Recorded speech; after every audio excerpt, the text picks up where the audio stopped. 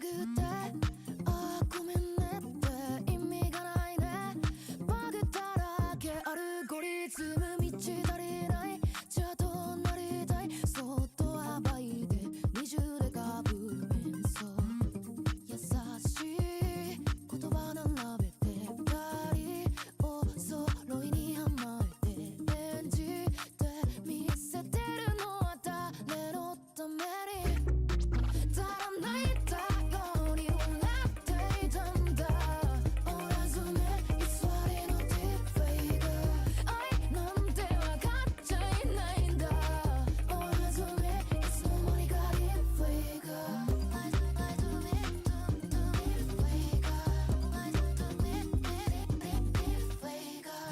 重ね重ねを浴びします気持ちのない口癖優しさにずるさも履き違えて重ね重ねじゃあ嘘の吐息だけで満たされるマスクまだ二重で縛ってる心の中散々取り繕っている本当の顔は誰のためでちゃんと苦しくなるねおそろいのお前の前ならえ足らないっていないで笑っていたいよあらずねいつまでもフィーフェイク愛なんてわかっちゃいないんだあらずねいつの日がディープフェイク泣いてみたい演技でもないだろうそれまで肩寄せたから胸に秘めているディープフェイクまだ泣いたよ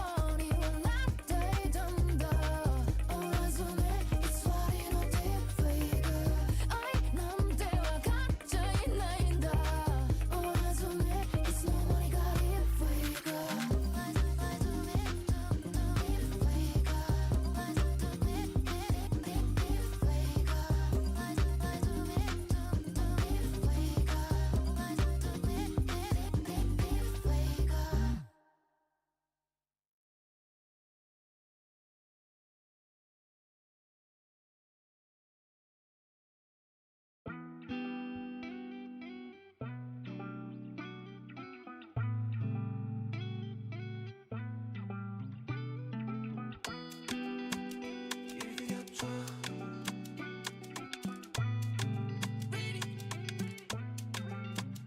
점점 더 갈구해 You know I want you bad, show me mercy 우연속 운명에 강한 얽힘 두 눈 속에 서로를 찾은 그 순간 Want you to take me now 수많은 말을 태워도 what's worth it 무슨 말이냐면 묻는 널 그저 널 따르겠어 난 serve you 나를 죽여 Tequila 심장 영혼까지 다 내꺼 넌 나를 앓게 하는 fever 마침내 날 제거하기 빌어 Like champagne 너무 달콤한 너의 rain homie 내가 미쳐 널 위해 나를 give up 한한 흐는 말때 get up 대신 I belong 곁들여 너는 날 feel like 녹아내린 나는 다 없어져 난 너의 일부처럼 퍼져 겨울들여쳐 너에게 소개합혀 이건 나만한테 get up I wanna belong 오직 너만이 너의 짙은 결비 위에 everything 날 지배하고 그대 권능 아래 거두리 You're the only one I want 이 순간 네 손아귀에 틀어진 내 영혼은 Tequila 너의 것 영원히 yours 죄책감 따위 you don't mean it 모든 잠깐 내 몫이니 넌 그저 날 가지면 돼 baby now now now Yes I belong to you 희열 속에 죽음 멈춰 영혼을 내게 바쳐 난 serve it 나를 죽여 Tequila 심장 영혼까지 다 내꺼 넌 나를 앓게 하는 fever 마침내 널 제거하기 빌어 Like champagne 너무 달콤한 너의 rain homie 내가 미쳐 널 위해 나를 give up 흔한 말때 get up 대신 I belong 곁들여 너는 날 feel it 녹아내린 나는 다 없어져 난 너의 일부처럼 퍼져 길들여쳐 너에게 소개합혀 이건 나만의 get up I wanna be loved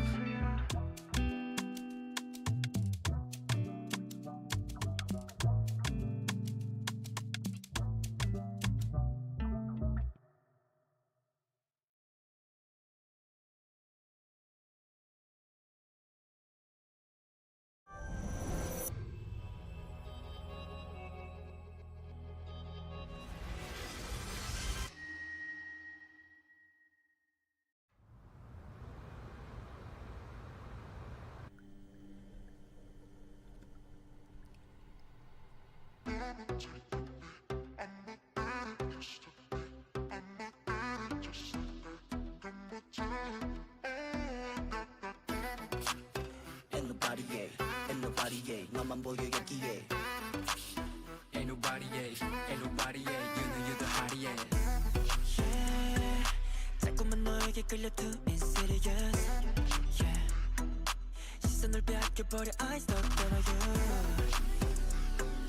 You're the kind of music I admire You inspire emergency, you put me in emergency 사랑은 완벽하진 않지만 focus on me 온몸에 떨려 내 소리가 내게 반주같이 쓰고 달고 그래 환상에 차려준 luxury 넌 너무 나빠 더는 착하지 마 뿌리를 같아 누구 겁나 누구 다시 담아 가스 테이크 같은 그저 그런 영화 여기 듣기 그저 듣던 자꾸만 남겨 반대 Ain't like that 뜨거워 여름밤 열기 너와 나 둘만의 party Yeah, feel the heat going crazy Just this night on the window drop close 조금 더 closer Tequila sunrise We're staying up till sunrise drop closer 조금 더 closer Tequila sunrise Stay up all night till sunrise Ain't nobody, ain't nobody, 너만 보여 여기에 Ain't nobody, ain't nobody, you know you're the hottie, I'ma drop line, it's too hot 시커먼 time, 자극 too much 이건 fine dine, just good time 침이 고여 막 입가심은 lemon drop 입에 담기에 넌 너무 너래 눈빛 때릇하면 머릿속에 parade 겨울 뜰때 마음 책임지기 바래 We're sweet and sour than a period We take it slow, slow, slow I got what you want 누가 뭐래도 너 원하는 대로 No Coming Friday 뜨거워 여름밤 열기 너와 나 둘만의 party Yeah, I feel the heat going crazy Cheers to this night on the window 조금 더 closer Tequila sunrise We're staying up till sunrise Lemon drop close 조금 더 closer Tequila sunrise Stay up all night till sunrise Ain't nobody, 너만 보여 여기에 Ain't nobody, ain't nobody, you know you're the hottie, Ain't nobody, ain't nobody, 너만 보여 여기에 Let's go, amigo.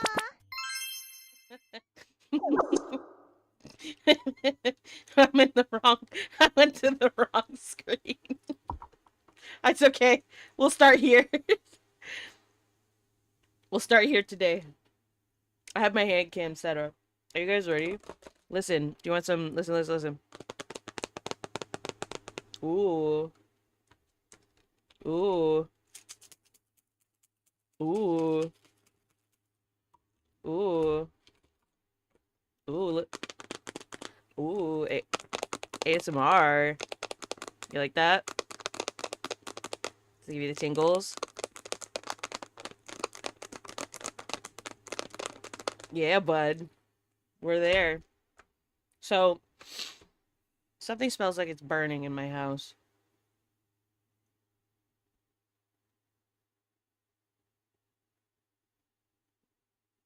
It's whatever.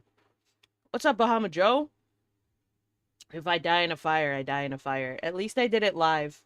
Remember me fondly if I die in a fire or from smoke inhalation. Do me a favor. If I die from smoke inhalation on stream, can you guys petition to let them give me a partner check mark?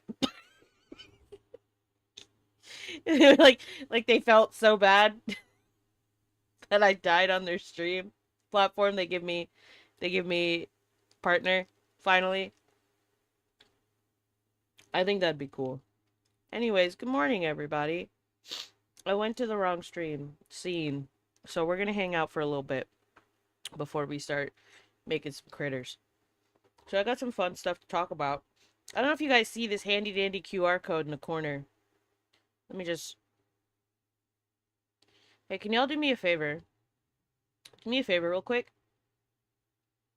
Go ahead and scan this real quick. This is not a virus, I promise.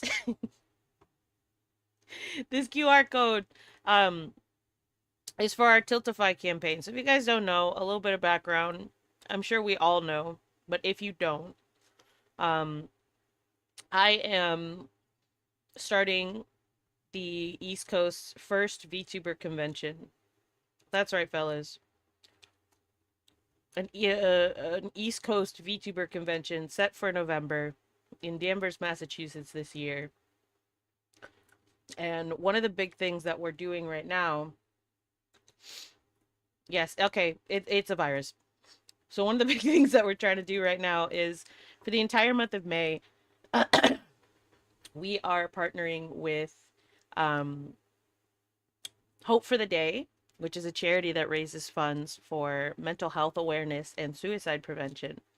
They do a lot of really good work in the community. They have a lot of information.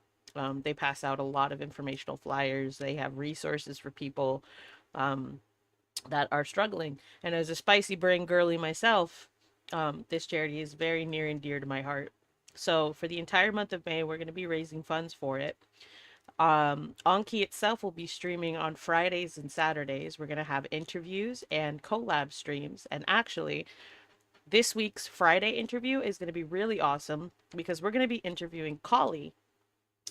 Kali is the VTuber mascot for Vexpo. Vexpo is the VTuber convention that happens in the UK. So they're partnering with us. We're going to be talking with them on Friday. And Friday, we're actually going to be launching a cross promotion. Excuse me. And Friday, we're going to be launching a cross promotional discount code. So if you buy tickets for OnKey during this week, you'll get a promo code that gives you 10% off on Vexpo tickets. And if you buy a ticket for Vexpo, you get a promo code that gives you 10% off on OnKey tickets. So that's going to be real fun. But if you do scan this, this will take you to our Tiltify campaign. And any little bit of donation counts and helps. It would be fantastic. Please let me know if you donate because... Sorry, I had to fart. I'm muted. Let me know if you don't. Let me know if you donate because I have the QR code, but I don't have like the little bar that tracks them on this stream. I only have it on the OnKey layout. So any little bit helps. You'd be helping a really good cause, and you'd also be helping OnKey in turn. Help support us make a really great event for November. So that aside, some other news. OnKey itself has officially opened up tickets. If you haven't gotten your ticket yet, what are you doing? Come to my convention. Here's our website. We now have a purchase your ticket button right there on the homepage. Click that bitch. Buy your ticket. Get in. We've got a crazy amount of guests. We've got some cool events planned. We've got performances. We got the exhibitor hall. We got panels. We're going to put together a nice little ASMR room experience. I'm very excited about the ASMR room, mostly because, like, it's not something that I've seen done in any other convention. And I'm like, I really appreciate just like ASMR as like a medium in general, just because it's one of those things where you can't, it seems like it's really easy, but it's genuinely a lot of work and a lot of prep goes into it. And it's a hard thing to do. So ASMR dedicated VTubers are like the goats. So giving them their own space to kind of highlight their craft and kind of make an experience would be something really cool. I think is going to be fun. Think of it almost like what's it called? Like a decompression room almost. It'll be there strictly for like relaxation and kind of hanging out with these particular VTubers and getting to know like the craft and stuff. So go to OnKey. Get your tickets. And also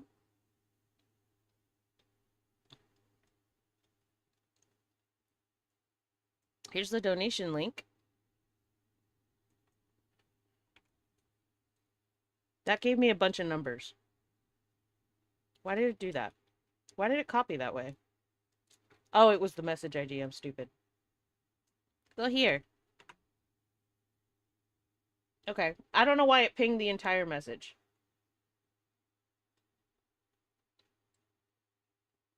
Here's the entire message. That's not what I meant to do. Ah! It don't matter. Oh, hold on. I got the browser source? Wait a minute. 1920, 1080.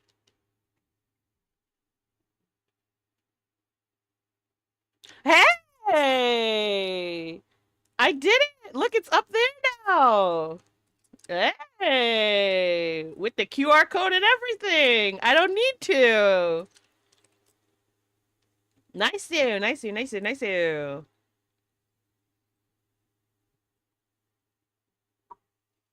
Remind me to, I gotta copy this onto the other screen when we move over. So, what else? What y'all got going on today? You know what, actually? Let's just get it, let's do the thing.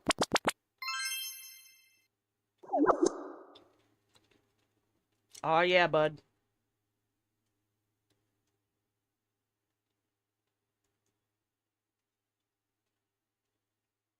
Where's the one I just added? There it is. Woo! And then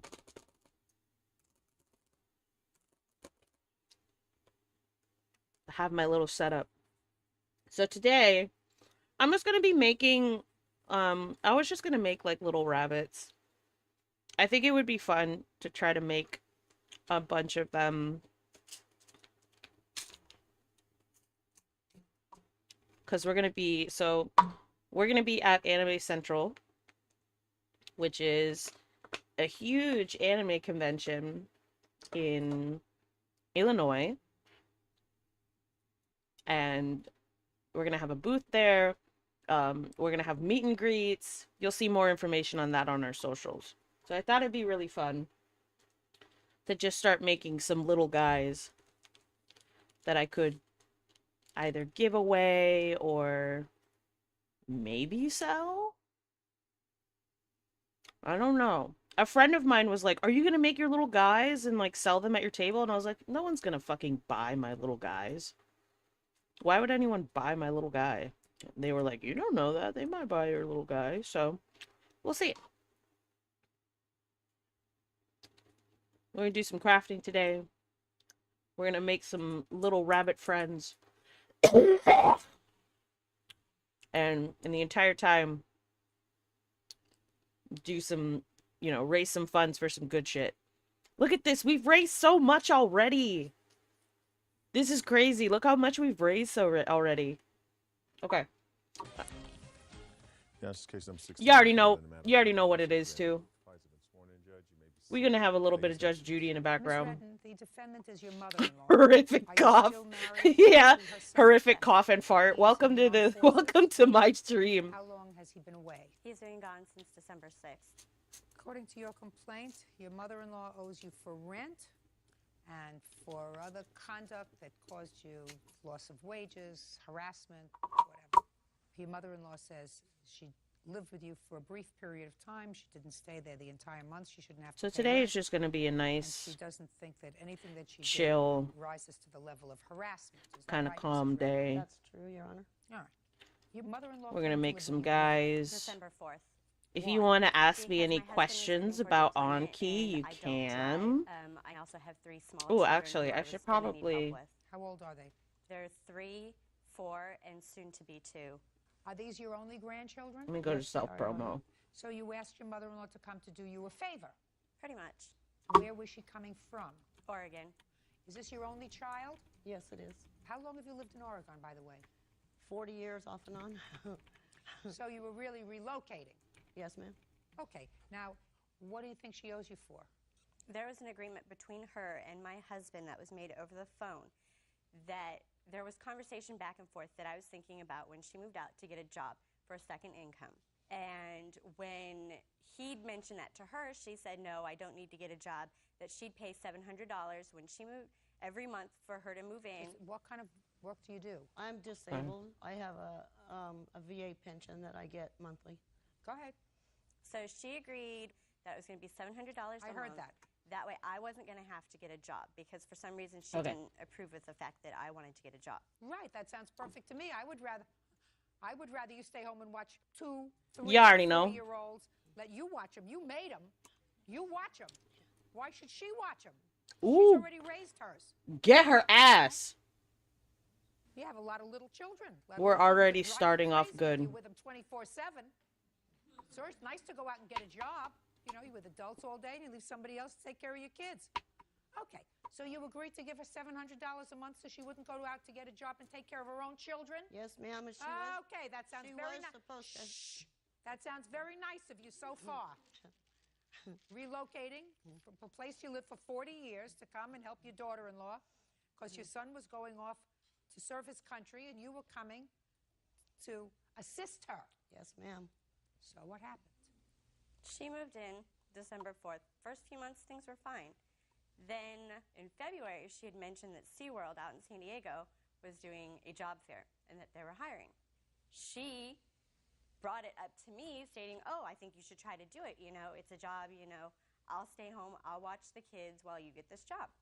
I went, I applied, got the job, and then we left for a weekend in Fresno because Would y'all want to go to? Would y'all want to work at SeaWorld?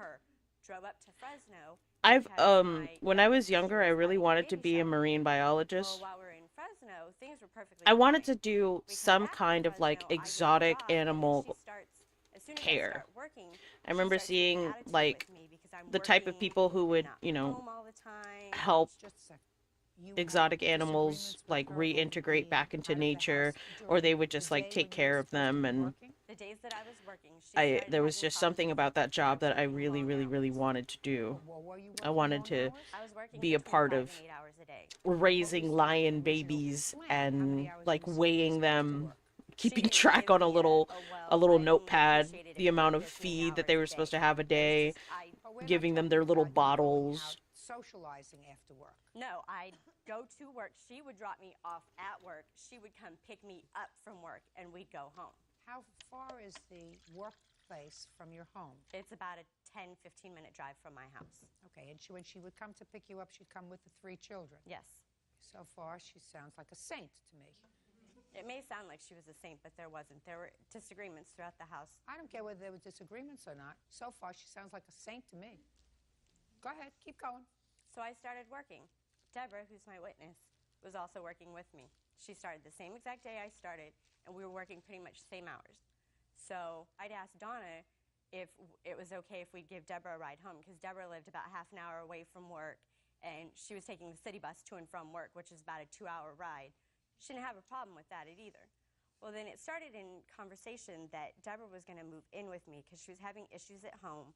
She just wasn't getting along with her mother very well. Her father was also out on deployment in the Army. Well, Donna apparently took it into her head that the reason I was having Deborah move in was a ploy to get her to leave my house, which wasn't true because Deborah was actually moving in to help. Deborah has children? No. So why wasn't she working more hours and you working less hours? Because she's under 18, she's 17, and because of California laws, she can only work so many hours.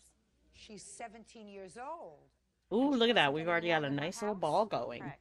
Why wasn't Nice she little getting ball. along in her house? Do you What think? kind of between what her and kind her of parents. vibe Right. are we going for this little That didn't guy? give you any cause to pause if Do a we make him 17-year-old has to just move out of like her house 'cause she's not getting along with a her parents? circle with No, bunny because I had ears? issues with my parents. So keep going. The goog I'm ball. waiting. The waiting goog for ball? this lawsuit. I don't get a lawsuit. I get a saga, but not a The lawsuit. evening of Easter Sunday, Deborah comes home, she sits me down, she's Right, like, she moved into the house yet?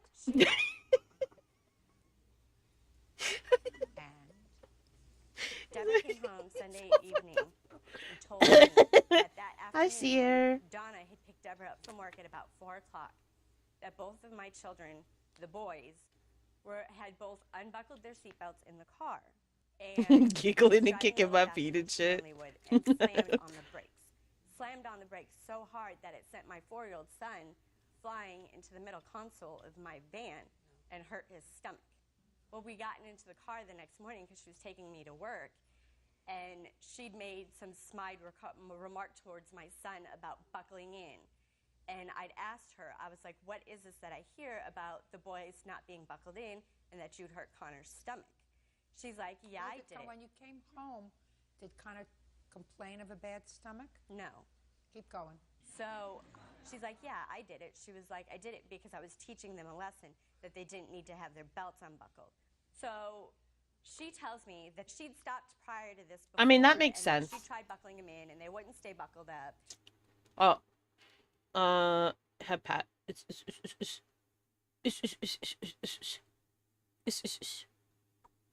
Sorry, I don't have the head pat thing. Did you hear what just happened in this Judge Judy episode? She's complaining because her mother, like the little boys in the car, didn't want to put their seatbelt on, so the mom slammed.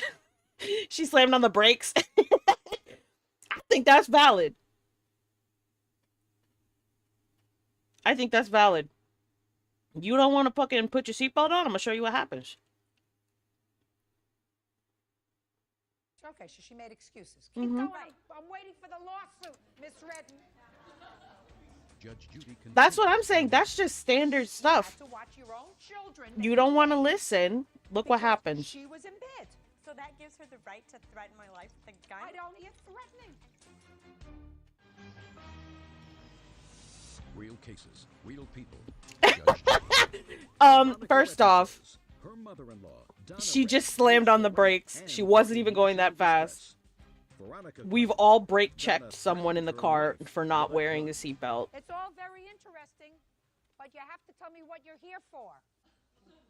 Well, the whole car incident was what led me to suing her because I'd come home early on the 29th from work. And in a binder that I have that has the bills that we have monthly, she had scribbled out what she was supposed to be paying me for the month and left some remark about how she wasn't an idiot and she wasn't going to pay me. You mean she wasn't going to pay you the $700 a month? Right, because she didn't feel that she needed to because she's taking care of the kids more and everything. But prior to just that, a second, Miss Redden. So this is what your lawsuit is about. That is Now true. We're getting That there is true. Very swiftly. Your That is lawsuit true. About she didn't pay you for the last month or so. no, it was actually what I'm suing for is Dude, the look at first- our the first boy. month she lived with us in December. Look How at our many fella months right did now. you work that she lived there? I only He's worked like- a month. Fine. And for that Just one a- month, Do you guys want to see this other little man I $700? made? No, because we made a prior How many agreement. $700 payments did she Hold make on. towards the house? January and February. And she left in March. She left. I on made the I made a 20th GIF. The 30th of March, so the very end Okay. of March. I made a little Jeffy. When did you get the job at SeaWorld? 26th of February is when I started. Look at orientation. So you were working the month of March. The fuck you mean our mothers? Pinto drive. First off, shut the What fuck you're up. I telling have a me is she license. came home and I have a she license. scratched out that she was going to give you $700. I can drive. Of course, she I said just choose that not wasn't to. your arrangement. She wasn't going to watch your kids while you went to work. And then where's my That other was the guy? arrangement Hold when on. I got the job. She agreed to watching the children. And Right, the just a arrangement second. changed. Just a second. She agreed to watch your children, Miss Redden, Look at and him. not pay you rent. It had nothing to do with the rent. She agreed. Listen, No, listen 'cause to me, when I got listen the to me, job- listen to me, my dear. Let's go back to the original conversation. Mrs. Redden, do I look like I need help from you? No, ma'am. I mean, she's got a lot of growing up to do. I She's agree. going to start today. Thank you. Your husband had, according to you, an agreement with his mother. His mother said, I don't want her to go out and get a job for a second income. I'll come, and so she doesn't get a job and stays home and watches her children. I'll put in $700 towards running of the household. Then she comes, relocates hundreds and hundreds of miles from a home that she's had for 40 years in order to assist you. Let me tell you what you just told me. She takes care of your children because you decide that you want a job. You want to go to SeaWorld. You want to be amongst people. You don't want to deal with 2-, 3-, and 4-year-old babies 24/7. That's the hardest job in the world, taking care of 3 little children. It's much easier to be amongst adults where you can meet other reputable people, like a 17-year-old who can't get along with a family. Ooh, Go to damn. SeaWorld, Ooh, come on. because you don't drive, She puts your 3 children in the car, drives you to work. Then you meet Miss Yuckum over here. And you say, I don't want my friend to have to travel 2 hours by bus. Your mother-in-law says, fine, I'll pick her up or I'll drive her home so she doesn't have to take the bus 2 hours each way. Then, genius that you are, you say, I think I'm going to have her move in with me. I assume that you just met her at SeaWorld, so you know squat about her background. You don't know whether she's got a drug problem, an alcohol problem, a boyfriend problem, whether she steals, whether she's got a criminal history. You know nothing about her. You bring her into your house. And within a relatively short period of time, Miss Troublemaker causes a problem between you and your mother-in-law, and you've had months. You know, she drove you to your sister's house or to a baby shower. She does whatever you ask her to do. And she is rewarded for that by you suing her. Not only for rent, but for harassment, losing your job. Just a minute. Losing your job, damages due to mental distress. What mental distress did you have? She threatened my life. Tell me about that. The night of the 29th, I'd come home from work with Deborah. With Deborah? Yes, because With Deborah. Go ahead. we'd gotten into an argument about the scribbling that she put in my little binder thing. So I'd asked her about it. And she said that if I didn't agree with the $200 she was willing to pay. Should we make the tail puffier? She wasn't going to pay me anything. So I told her she either had to email my husband or she had to pack up and get out. That was nice of you. It's because we were having issues way prior to this. What kind of issues were you having way prior to this? She would make up excuses on her being sick and spend days in her bedroom. She'd go You off. mean you'd have to watch your own children? Give her a tissue. You mean you'd have to watch your own children? Oh! Watching my own children. Well, what if she decided to stay in bed? What does that have to do with you? What does that have to do with you if she Her decided? agreement for moving in was so that she could help with the children. So you had to watch your own children that you made. Ooh, get her ass. She was in bed. So that gives her the right to threaten my life with a gun. I don't hear you. I don't hear threatening. She had walked up the stairs because she supposedly was going upstairs to pack. Her exact words as she was walking up the stairs was, do not come upstairs. I have a loaded .38 and I will use it. So that gave you emotional distress? That scared the crap out of me. Just a second. That gave you emotional distress? CPS was called because of this, and CPS threatened to take my children away. Because of why? Because I didn't drive. You have anything you want to say to me? Yes, ma'am. First of all, she was standing at the bottom of the stairs holding her youngest baby, 21-month-old daughter, in her arms with Deborah standing next to her, trying to pick a fist fight with me. And I said, Ronnie, you don't want to mess with me.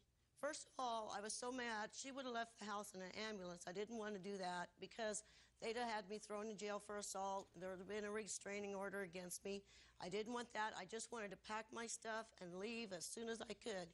And I said, and so I just said, turn around and started walking up the stairs. And I said, and don't come upstairs because I got a loaded .38. And that's all I said. Okay. And the gun was not loaded. Just The a bullets second. were locked away. That's between you and the police department, whether you have a Yes, loaded ma'am. .38 in your license. I don't want to know about it. Okay. That doesn't cause her emotional distress. What caused her emotional distress is that she was going to have to take care of her own children. I agree. Ooh! Now, you want to tell me? Get her ass. Tell me about Child Protective Services. I think the reason Child Protective Services came is because after things had quieted down, I walked across the street to 7-Eleven, and one of the police officers that had been at the house was over there. Well, I stressed to him to the fact that I love those children dearly, and I hated to leave them in the predicament that they were going to be coming into, and that I was really afraid that they were not going to be taken care of the way children should be taken care of.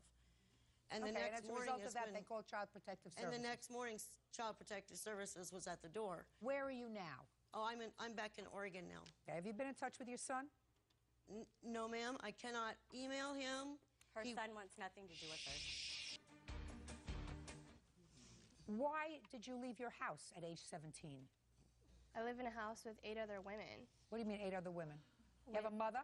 With my mom and my sisters and my grandmother and my sister's friend. Yes. It's just, I wanted to leave. What do you do now? I'm going to school. Who supports you? I support myself. I work at also. Do you pay her rent? Yes. How much do you pay her? I pay her 100. Who watches the children? We work opposite shifts. So I watch during her shifts and she takes care of them. So during you mine. watch her 3 babies? Yes. Very good. Sit down.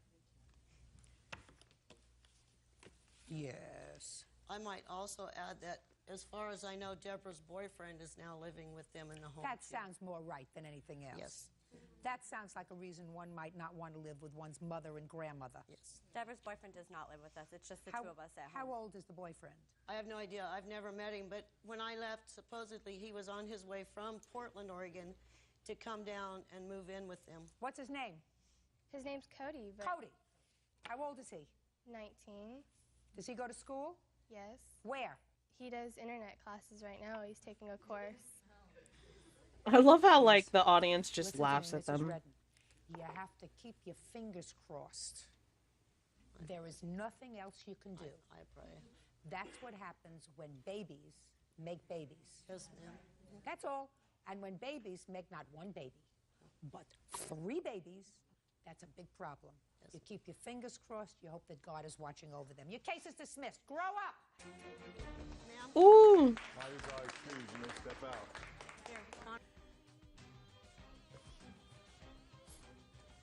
Yana, this is number 39 on the calendar, the matter of Pugac versus Gunasegra.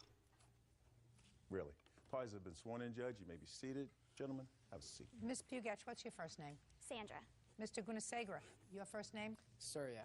How long had the two of you been dating? We dated for about 2.5 years. Did you live together? No. But it is your claim that while you were dating, you made a series of loans to him. Yes, Your Honor. Mr. Gunasegra says that Gunasegra. no loans, just the give and take of a normal dating relationship, and he acknowledges that you laid out some money for him. He said that that's part of the dating relationship. Is that right, sir? Yes, that's correct. Okay. When did you start dating? We started dating in October of 2002. And when was the first loan that you made to him?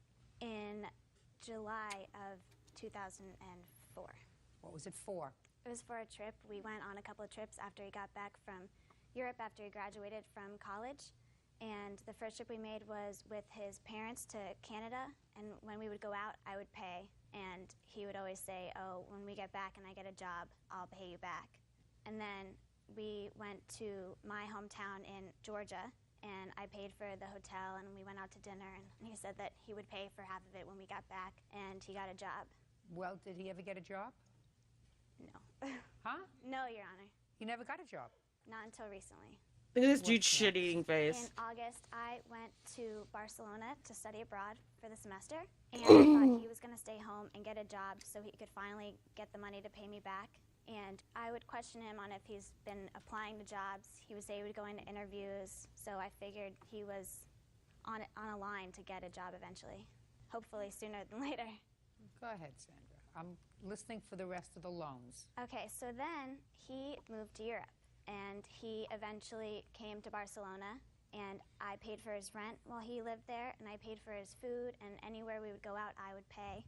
And every time I would give him money, he would say, don't worry, you know, when we get back, I'll get a job. I promise I'll pay you back. Keep going. Then we finally came back to the States, and he was going to interviews quite often. He would say he got a job offer, but then wouldn't take Keep it. going with the loans, my dear. So in March of 2005, we took a trip to Las Vegas, and I paid for everything while we were there. And then I really just got tired of him not paying me back. We got back home. You say in your complaint that he wanted $500 to gamble with. Yes. And you gave it to him. I did. Who are these two gentlemen over here? This is my roommate, Danny McGee, and he was in Vegas with us. And Danny then this is my McGee. friend, Devin, and he is a mutual friend of ours. He used to hang out with us. He would see me giving Surya money all the time and him promising to pay me back. Well, I want to hear about the promise to pay you back. Raise your hand, please. Sorry, my name's Danny. Danny McGee. Danny McGee. It's with Sandy, and I went on a trip to Vegas with both of them. And There's been times in the past where she would give him money to gamble with the agreement that if he lost, she would take the loss, and if he won, that they'd split the winnings. And this trip to Vegas, she was hesitant to go because he didn't have any money. And we got out there, and I saw her $200 or $300 that he borrowed from her. And she said specifically at the time, I'm going to give you this money, and if you lose, you owe it to me. And he agreed and actually lost all the money. And since then, I know he's had 2 jobs and has made no effort to pay her back whatsoever. You have anything to add to this case? Yeah, I do, actually. Should I stand up? Yes, you should. Okay. Well, Your name? my name is Devin Stinson, and I've called him before in the past, and I've said, hey, let's go get some food or something. And he'd say, well, you got to call Sandy because I don't have any money. And then I'd call Sandy, and we'd all go out, and then what would wind up happening is he would order, and then after everything was over, he would say, well, I don't have any money, and he'd just expect it to be paid for. Thank you. Okay. Ball's in your court. Well, first off, let me say that the only reason I went to Europe was because I had a job. I had an internship with a software company, and I had that for a while, and it was working out. He's an My plane early ticket tech wasn't bro. for 6 weeks later. So Sandy and I both agreed that it would be good to spend that 6 weeks together because I was actually living in Switzerland at the time. And so I came down to Barcelona. And I did have some income through a rental property of mine. So I was making some type of money. Syria, how old are you? 23. Am I correct? According to your answer, you're in law school now? No, not till August. Where? Thomas Jefferson or the University of Denver. I haven't chosen one. What college did you graduate from? University of Colorado. And you? I'm still in school at the University of Colorado. Where do you get all this money from, Sandra? I have 2 jobs that I work. What 2 jobs do you work? I am the assistant manager at a bowling alley at the school, and I work for the housing department at the university. Who's paying your tuition? My parents are. Did they like him? Sometimes, most of the time. Well, I'm sure he can be charming. You sure can. When the first time you went out for dinner with him, and He he said, I'm sorry, I left my Look at wallet him. in my other car. I left my wallet in Switzerland. That should have been a clue. It sounds to me, based upon what this young man has testified to, that this was sort of a regular occurrence. You would go out for a meal, he would eat, and you would pay, right? Yes, ma'am. Should have known better, Sandra. Who is this, by the way? This is Ryan Watson. He's my roommate. Does he have anything to contribute to this case? Yeah. I'll let him explain. I witnessed on many occasions Surya doing favors for Sandy, tutoring her and cleaning and making her dinner and things like that. And on some of those occasions, she would ask Surya to help her do those things, and Surya would say, no, not right now, I'm busy. But then she would say, Surya, you owe me so much money, using that against him, and he would end up doing that. So in both our opinions... So you mean he was bartering domestic chores Right. for the money he owed her? Right. And educational, Your Honor. Syria, do you think that Sandra tutored you in some things? As far as school? Anything! It's quite possible. She didn't charge you for it, did she? Emotionally, she charged me. How did she... Shh, come on, folks. Come on, behave. Let's behave. How did she charge you emotionally? I had to put up with You so gotta much kill this guy. ridiculous Holy shit. nonsense. Syria, that you don't have to put up with it. I don't want to hear it. You weren't tethered to a radiator, were you? In a metaphorical sense. No metaphorical I was. sense. No metaphorical Literally, sense. no. You were in Switzerland. She was in Barcelona. Nobody got a magnet and attached it to you in Switzerland. You came down there by your... Own recognizance. You're not in law school yet. Let's stick to the English you understand, sir. Okay. You think you took advantage of her? I don't. You just think that she understood what she was getting herself into. She had the money at the time. You did not. Right. And she wanted to travel to Vegas. You said, I'll go with you, but I have no money. Yeah, she And understood she said, that I had no I got the money. You pay me back when you get a job. No, the arrangement was she was going to cover all the expenses. It's a little guy. Why? Why? Because they needed a third person to go. Danny and her weren't just going to go by themselves. Why? Because they needed motivation. And I was that motivation. Sandra. Yes, You schlepped around with him for 2 years. Yes, Your You Honor. let him take advantage of you for 2 years. So then what you do is you say, thank God I figured out that this was not Mr. Right. Before I planned a wedding with him, I had a child with him. You can sit down now, roommate. I don't think you had a valid contract with him. I think you had the hopes and the dreams of a young lady who Just was pop in the love. top on a grape And I'm sure flavored that there was nos a hole. My time God, when we're in he high felt school, you bud. deeply. But you're a High school? What should we put on? Maury? Yes! What's up? I'm streaming. I'm doing war crimes. Yeah, I can smell it. As long as the house isn't on fire, then we're good. Alright. Yeah. Mm-hmm. Okay, thank you. What's the high school show?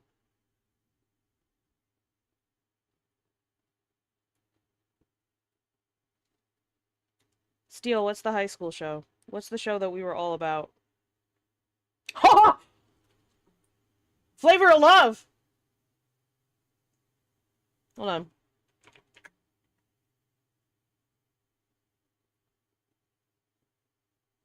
on. Which capture is this? Okay, hold on.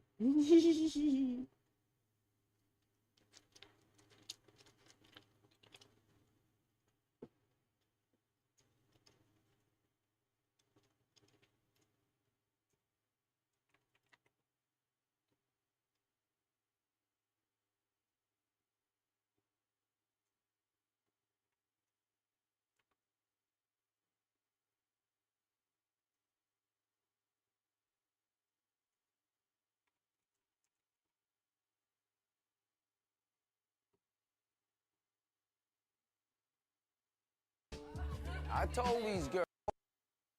Tonight on Flavor Y'all.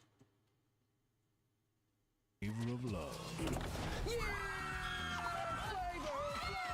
Oh my God, it won't let me capture it! Oh no! We can't capture Flavor of Love! Oh no! Ugh. That's a shame. Hey look! I'm live over there!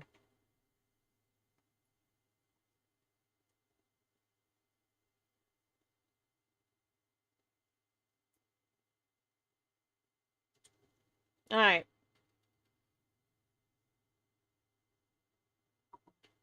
Conspiracy theory iceberg?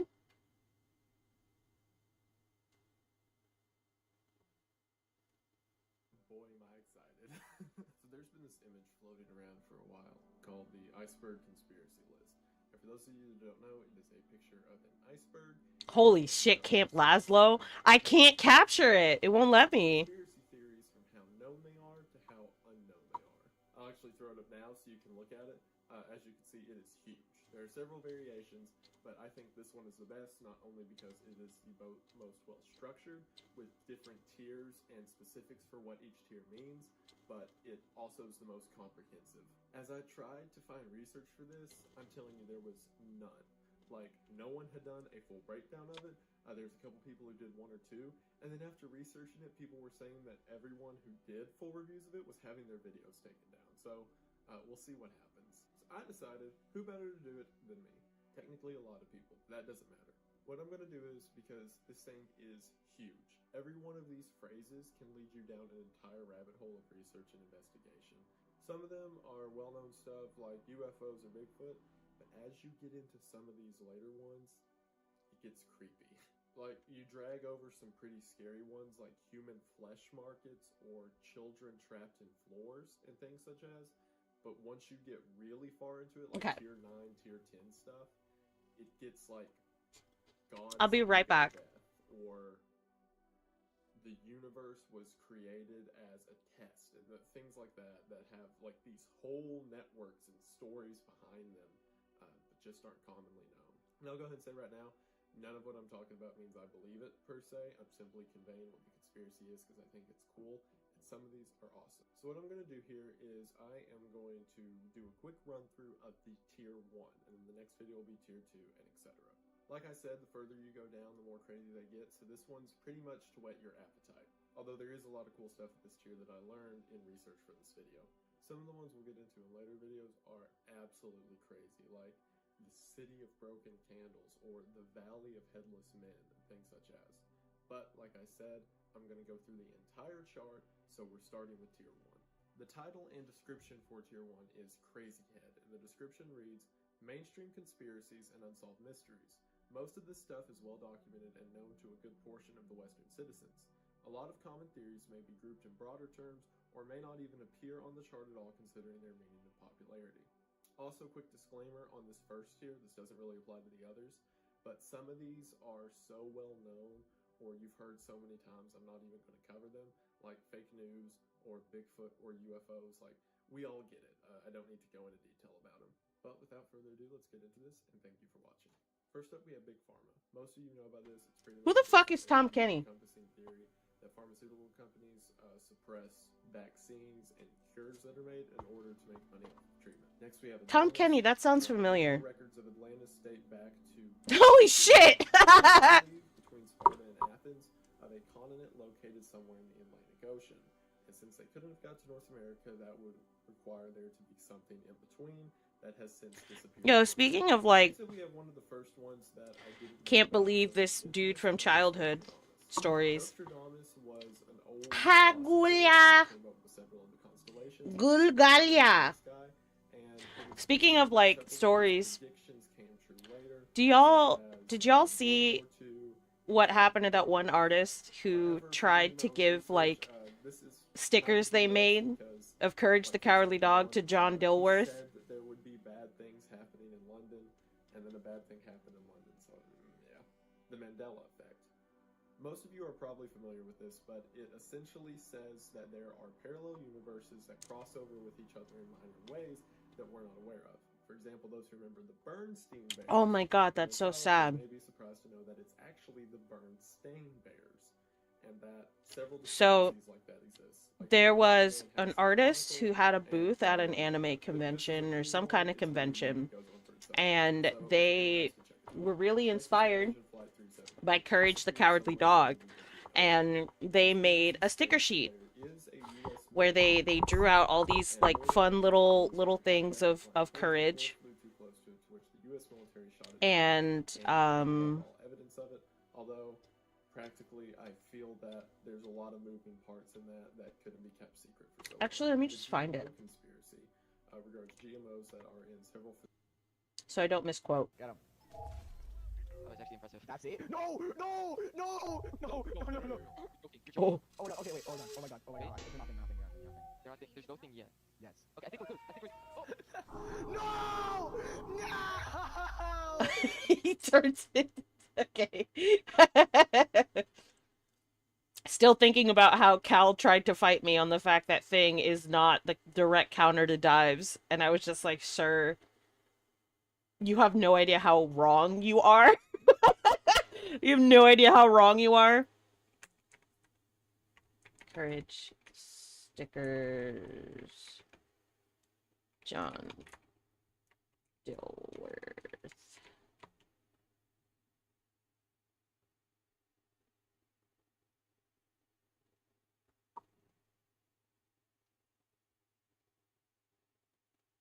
That, and he's like a crypto bro now.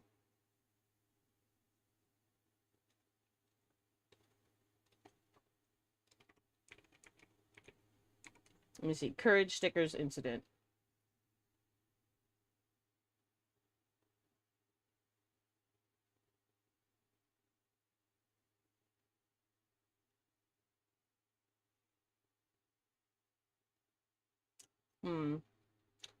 Essentially, this artist made like a sticker sheet, right, of Courage the Cowardly Dog, and he was at a convention that John R. Dilworth was going to be at as well, and he was like, oh my god. Yes, he did. He did make the crypto. But he's like, oh my God, this is like my favorite show from me being a child, and I made these stickers. So he waited in line to meet him, and essentially all he was going to do was give him sticker sheets, be like, hey, look, I made these. First off, when he got there, John immediately was like trying to like be like, do you want an autograph or a picture? And was charging like $40 to $70 for those. And he was like, no, no, no, I just want to give you these. And dude lost his fucking mind at him and was like, this is copyright. Like, are you selling these? Who do you think you are? And like completely destroyed this man's like everything. Like he was just like, mm, let me see.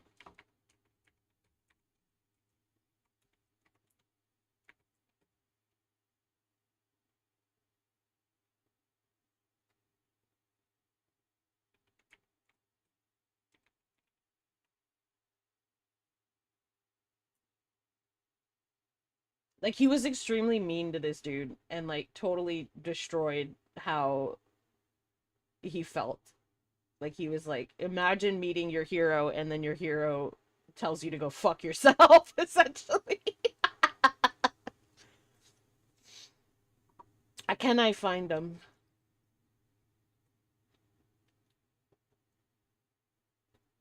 That makes me really sad. Because it's like never meet your heroes, but also, um, like I met my heroes. I got to meet Mr. Creepypasta, and he's like one of my closest friends now. And he's fucking cool.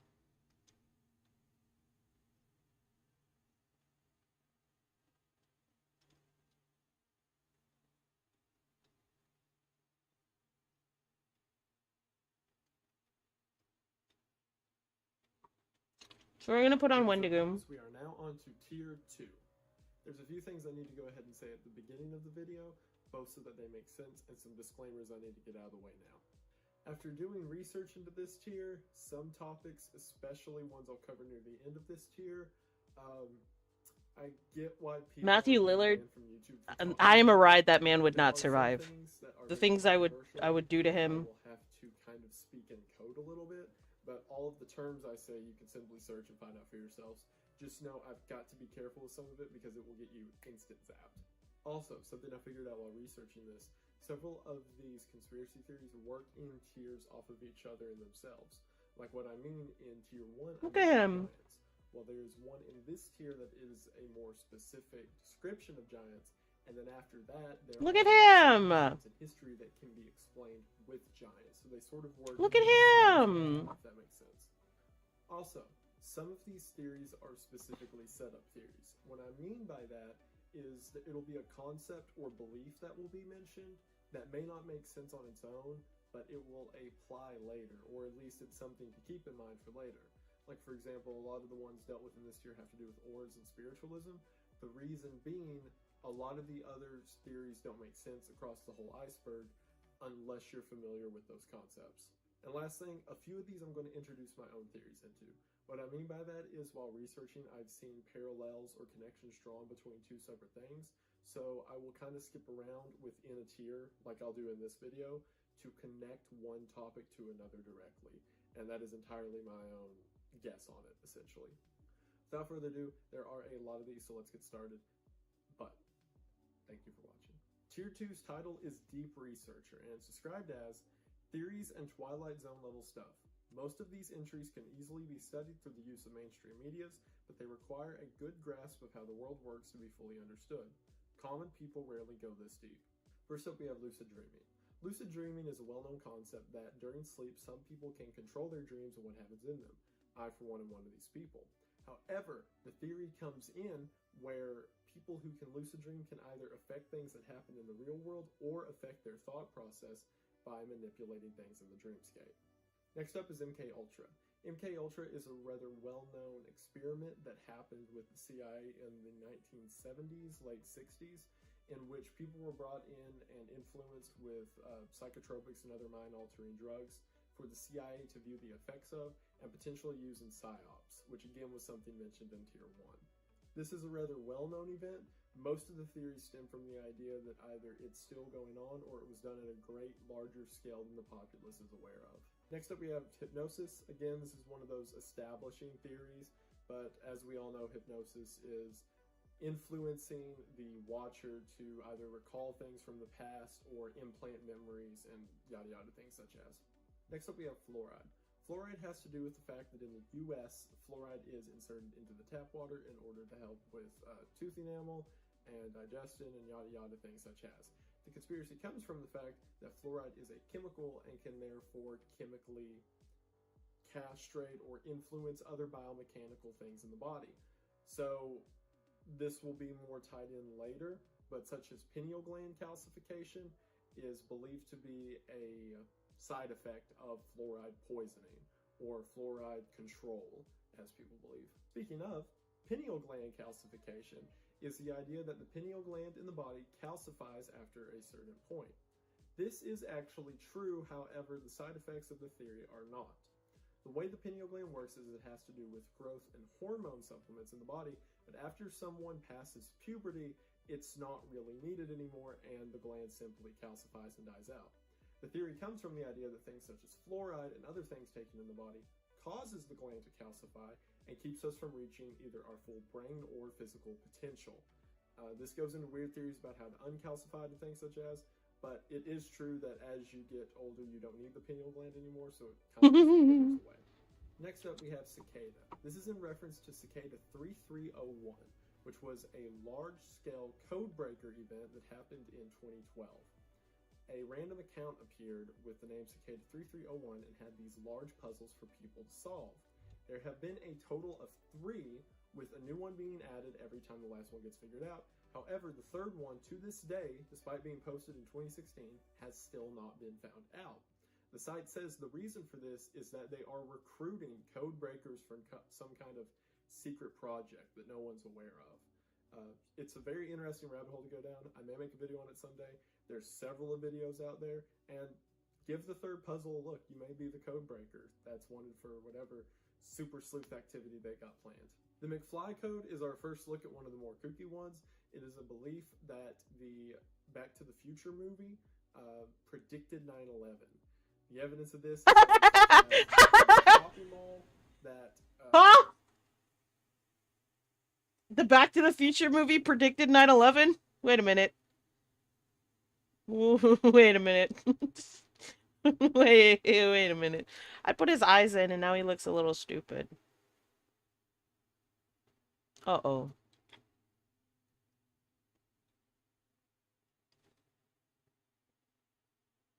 Okay. This was our prototype. I think the idea is there. Now we just have to refine it. So I think the way that we should fix this is we make the head and then we make the body rather than building off of the body. Okay. So this was prototype 1. He's kind of a failure, but we love him anyways. We'll name him Gerbert. Gerbert, you're okay. You're all right, Gerbert. We love you. Oh, he can't. Oh, Gerbert. Oh. There you go. All right. Okay, Gerbert. All right. That's a good boy. We love Gerbert. He's just a little stupid. So let's try again. He's a little wonky, but we love him, and that's okay. We're going to try again. We'll start this time with a ball for a head. Then we'll make a ball for the body. And we'll go from there. Takes place in the movie is Twin Pines shopping mall, or the fact that the first block of the movie shows 955, which on a hand dial would be 911, and things such as, and this all connects to the idea that the people who did 9/11 make movies and blah blah blah, you get it. Dowsing, or is an idea that using a fork of metal, people can pick up on sonic vibrations from the earth in order to find underground supplies of water, oil, etc. It's more of a wives' tale than anything now, but there is some truth to it when it comes to how people used to found oil refineries. However, the way this loops back into a theory is it's one of those establishing once again that there are sonic vibrations within the Earth. Next up we have Admiral Byrd, and this is one of the first really interesting ones in my opinion. Admiral Byrd was sent to Antarctica shortly after World War II in something called Operation High Jump, which was essentially an idea to figure out whatever the Nazis were looking for in Antarctica during World War II, which relates to this place called Base 221, which was supposedly a Nazi outpost in Antarctica. When he returned back, he was put into isolation for 36 hours. I really want to know. Not to speak of what he found to anyone under How any do I put circumstances, these for which things he was in then here? given the Medal of Honor and told to leave. While this is odd, many connected to the idea of what the Nazis were looking for in the first place, which is something known as Agartha. Which brings us into our next topic, Agartha. In theory, Agartha is a civilization located beneath the Earth. This gets into Nazis live in the planet! Earth theory. Hollow Earth is real! It is essentially a flipped gravitational pull, and there's an entire world operating beneath us. What's interesting throughout history is how different civilizations and leaders have been dedicated to finding this quote-unquote Agartha, such as Hitler during World War II, and other ancient tribes have tales of people that live beneath. How that's connected is since Agartha is what Germany was looking for in World War II, and since that's where Admiral Byrd went to go look and then was told to shut up and never talk about it, many believe Admiral Byrd found Agartha and then was told to simply never talk about it. Next up we have Weather Control, or HARP. HARP stands for High Frequency Active Auroral Research Program, which is an actual military base located in Alaska. The purpose of this base is to monitor weather activity, although many have accused it as being a weather control base, such as Hugo Chavez saying that the earthquakes that occurred in South America were due to meddling at the HARP location in Alaska. This goes deeper. There's a lot of people who trace the weather around the area to look for signs on it, so you can check it out yourself. But basically the idea in Alaska that the government has a weather control base. Freemasons is another one of those establishing ideas. It essentially goes off of the well-known idea that the Masons are shady and they influence several politics and events that happen around the world. So this is another one of those asterisk ones. Keep the Masons in mind for things that come later. The 23 Enigma is simply that, an idea that the number 23 is suspicious throughout history in things such as dates and events, a number of casualties, and things such as. You can look into this one yourself. It's really long. There's even a movie about it starring Jim Carrey. But essentially the idea that the number 23... The number 23 goes crazy. Next up we have astral projection. Astral projection relates a lot to lucid dreaming, although it's a little bit different. The idea of astral projection is that while sleeping or in a trance-like state, someone can remove their soul or their consciousness from their body and walk around and influence things. Experiments with this include hospitals who have put messages on the roof, and people who claim to astrally project have projected above the hospital, so to speak, been able to read what was on the roof, come back down, and tell the doctors what they saw. Next up, we have succubi. This will relate more in theories on, such as giants, but essentially the idea is that there are these supernatural entities disguised as women that feed off of men's energy by appearing as a sexual being or feeding off of their life force or things such as. Eastern philosophy is incredibly vague. I can only imagine this is also a setup, as it applies to Hinduism and Taoism, and just general ideas of spirituality, yin and yang, so on and so forth. Nephilim is what I was referring to earlier when speaking of giants. Nephilim is a more specific concept. Specifically in the Old Testament, it says that some of the angels that fell to earth whenever Satan was cast out had children with humans on earth, and that created creatures known as Nephilim, or giants. In the Old Testament, several of the tribes that were wiped out, or ordered to be wiped out by God, were these Nephilim creatures. Famous characters such as Goliath from the Bible are specific instances of it. Where this goes further is the idea that they still exist in modern day, or small tribes and civilizations are made up of them. The missing cosmonauts relates to the Cold War space race time before Yuri Gagarin was successfully shot into space, that Russia shot up several other people, but since they all died or never made it back to Earth, they simply kept it quiet as a way to not cause bad publicity during the Cold War.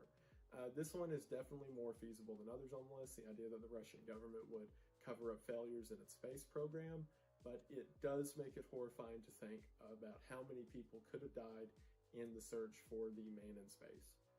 The D'Alta Pass is an interesting one that I will absolutely make a video on someday, But the short version is 9 researchers went missing in Russia in the Siberian area, and when they went to be found, they were all dead, either from having all of their bones shattered, their jaws ripped off, other horrifying scenarios that in no way seemed natural, to the point that the coroner's report on it says they were killed by a, quote, overwhelming compelling force, which could be literally anything.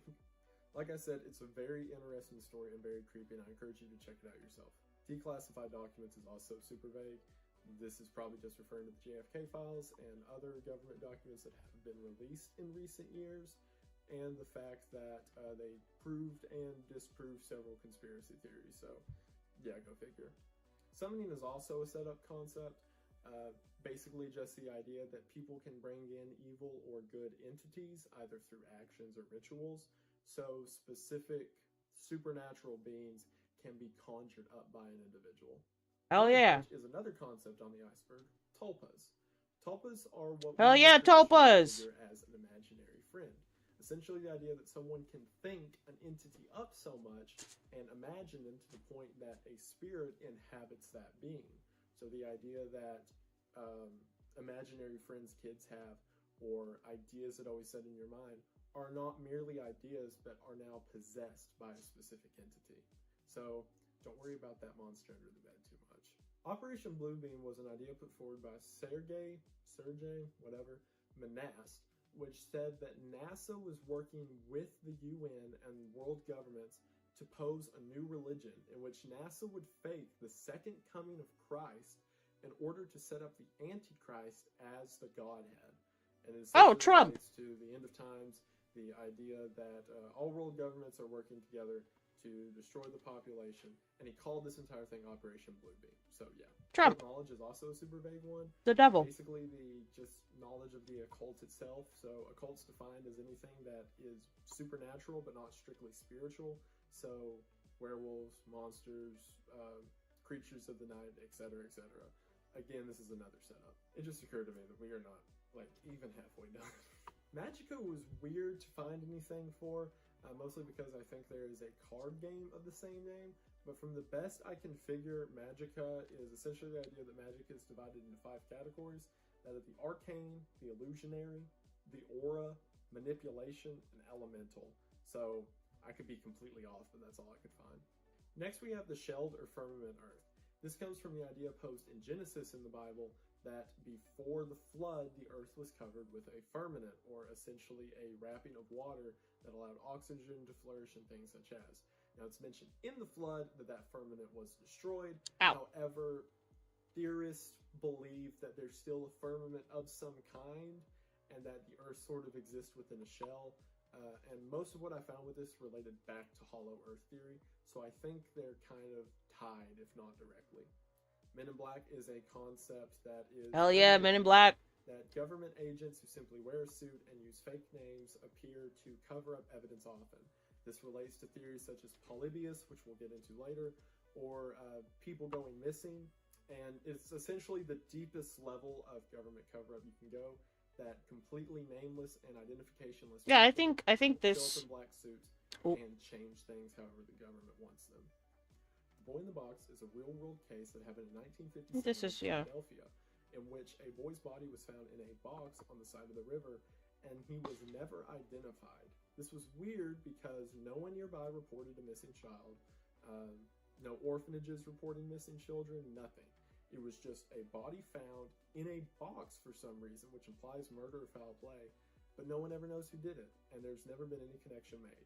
Most theories relate to the idea that it was a cover-up by an orphanage or things such as, but it doesn't change the fact that it's odd that a child could just disappear and no one would notice. Reality simulations is another setup. Basically the whole Matrix idea that reality itself is either one giant simulation for everyone or certain individuals. Clown sightings are in reference to in 2016. I remember the clown sightings. You guys remember clown sightings? That shit was crazy. Interesting about this is ask yourself, do you know of anyone that dressed up as a clown, or have you heard of anyone dressing up as a clown? And why did it happen in thousands all across the US at once? No one's ever came forward, there were never any public plans made, but yet all at once they just showed up and then went away. weird. Divination is the idea that one can see the future or have I was premonition of the also, future through supernatural means. So I don't know if I essentially, was in high school or not, but I remember it happening and being like, what in the fuck is going on? Space is fake is exactly what it says. Space is fake. That either the night sky is a simulation or it is a sort of curtain that's been put up by extraterrestrials in order to give the illusion of space, even though it's not real. Pantheism is a more traditional idea that there is not necessarily a God, but more so that God is a being completely outside the understanding of people and instead exists all around us everywhere at once, or we are essentially a part of God. It is a very spiritualist idea of the universe. Intelligent design is exactly what it says, that people were made intelligently and with purpose as opposed to a random set of accidents or coincidences. And this is pretty much the basis of every religion, that people were created rather than accidentally. LA oil rigs was interesting, and I had no idea about it until reading this. Apparently in LA, regular oil rigs are not up to code or sightly for the city, so they're hidden in completely normal buildings like this. Every floor you see is fake. All of it is just an exterior covering, and inside is just a working oil rig, and these exist all down the street in LA. Also, this isn't really a theory, it's literally what it is. There are oil rigs working inside of fake buildings in LA. That's interesting. Also very fake. I think this is just simply referring to the idea of a ghostly girl watching over people when they sleep, or in the corners when they are awake, which I think is something a lot of people can relate to, I hope. Operation Fishbowl was real-world events that happened in 1962, in which the government started launching nukes into the atmosphere and detonating them essentially to see what happened. It was called Operation Fishbowl because of the shape that the nuclear cloud would take when that high in the atmosphere. Not only did this probably have disastrous consequences on the weather and environment, but the whole thing Oppenheimer was afraid of, that the nuke could light the atmosphere on fire and kill us all, not 20 years later, they were directly firing them at the atmosphere. So, good job, team. Archdemons and Archangels is another idea that comes from Christianity. Originally, Archangels were the lead warriors or chieftains of the angels, so as they were cast out of heaven, they would become Archdemons. So this is just the idea of these very powerful demons and angels existing. The Philosopher's Stone is an idea that was originally put forward by Charlemagne the Great of what is now Holy Roman Empire. That's it. The Philosopher's Stone was the basis of what is known as alchemy, which is essentially converting one element into a different kind. Look at him. This stone was something Look he at wrote him. several times in his findings. Look at that him. when approaching another element could simply turn it into something else. So what ancient societies would know as magic, we would know as extreme radioactive properties or whatever have you with what theory you're following. What's interesting is the Philosopher's Stone, as it's mentioned, has never been found, although there are things similar. So it is, like I said, essentially the bedrock of what is now alchemy. My Red is Not Your Red is the once kind of novel but now overknown concept that just because I see a color one way does not mean you see a color one way. We could see completely different colors, but because we've both spent our entire life thinking that something is blue, we both call it blue without knowing we each see different kinds of blues. It's just that concept. That's kind of cool. May be seeming odd. It does make sense in the grander scheme of things that it's on this list. For example, take old world ideologies and think about why they believed in vampires the way they did. Things such as certain people need to be staked through the heart, or tied up, or in some cases flipped upside down in their coffin. What would the reason for that be unless they had seen something that made them think that was necessary? And it leads into this whole idea of maybe our understanding of humans in history isn't what we think it is. Aura is another setup one. It's essentially the idea that humans exude this spiritual energy around them that changes with their mood and things such as. And this goes into gravitational pulls and sonic vibrations of the earth and things such as. Francis Levy's handprint is interesting. I didn't know anything about this until doing the research for this video. In 1924, a man named Francis Levy was a firehouse worker who, while cleaning a window, got ordered to go away on a call. On that call, him along and 7 other crewmen died in a fire. After this whole event was over, someone tried to spray the window of the firehouse, and his handprint would not come off. This got to the point that they used bleach, acid, pressure washers, all of it, and it became a novelty around the town. People would come to see it.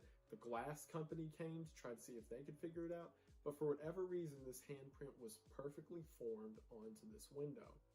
The ending is kind of ridiculous, though. In 1944, a boy who was throwing newspapers through one and broke the window, ending the legacy. But it is odd that this handprint stayed completely unfazed by all of the removal process for 20 years. Bohemian Grove is a 2,700-acre campsite in the western United States. Oh, that's where the which rich has people been eat home to babies. Several presidents such as Reagan, Nixon, etc. What's weird about Bohemian Grove is the theories that go on around it. For example, there are no pictures taken during certain commencement ceremonies, and people who have claimed to sneak in and take pictures have gotten some weird stuff from it. This all goes back to the idea of secret societies and things that happen. But Hi, essentially, Bunny. Bohemian Grove is a gathering place for world elites. Bunny, I don't know if you saw, but Rev replied to you. Lost civilizations is simply in reference to the fact there are entire societies that are known about in ancient texts, but that we just can't find. The Mayans, for example, Oh, good, were good, supposed good. to have 3 giant cities, and only 2 have been discovered. With our understanding and GPS satellites, it's really weird that these entire civilizations just simply can't be found. The Vikings are another one. Several of the sites that they talk about being set up at or where they lived have just never been discovered. This goes into conspiracies of cover-ups or of information being hidden and things such as, but it's an interesting concept that these entire worlds can just disappear. Paranormal beings is also super vague, just supernatural entities that defy the normal realm of logic. Professional sports scripted is exactly what it says. The idea that companies and elites make up what happens in the games, even if the players aren't necessarily aware of it, in order to drive revenue in the right direction, or ticket sales, or blah blah blah, money, money, money. Snuff cinema in itself is not a theory, it's a real thing. It's simply the idea that people will actually take videos of people being murdered or raped or things such as and sell them on the dark web or in shady circles. Where most of the theory comes in is who makes these may be higher up elitists, or at least the buyers might be. So while this is a real world thing, it gets a lot more creepy when you think about who may be consuming it. Gang stalking is a phenomenon that is mostly observed in schizophrenics, but it is the idea that several mundane people are following you at any given time. So what that may mean practically is whenever you walk up to the mailbox, your neighbor looks at you. Whenever you drive to work, a car pulls up beside you and it's kind of going the same speed. And when you get to work, someone keeps glancing at you. The idea of gang stalking is that all these people are in on it and are conspiring against you for some reason. This is also seen a lot in conspiracy theorist circles, with ideas that people who know too much are being followed by essentially men in black in disguise. Experiments on humans, also super vague, but as mentioned before with things such as MK Ultra and experiments that we know happened in World War II, it's kind of a real thing. I guess the theory would be the extent of it or the modern application of it. Sixth extinction is the idea that there have been 5 primary extinctions in history, such as the meteor and the ice age and things like that, and we are currently on the 6th extinction, which would be man and would be a man-made issue that we created ourselves. Pseudosciences relates to old world theories, or mostly old world theories, of things such as the 4 constants in the body being science or spiritualism and things such as, and essentially where it relates to conspiracy theories is saying that there is more credit to it than has been disproved by science, and the discredit of it is simply repression. The Saturn rings theory comes from the idea that the rings of Saturn were created when an asteroid collided into it some time ago, and the particles of that asteroid were simply caught in its gravitational pull and formed Saturn's rings. Where this gets creepy is thinking that Saturn, speaking in space, is not that far from us, so something could hit it, something could hit us. Polar shift is essentially the idea that over time the Earth's magnetic poles have shifted, and this will inevitably lead to a cataclysmic event of tectonic plates smashing together and earthquakes and storms and what have you. It's essentially an end of the world idea.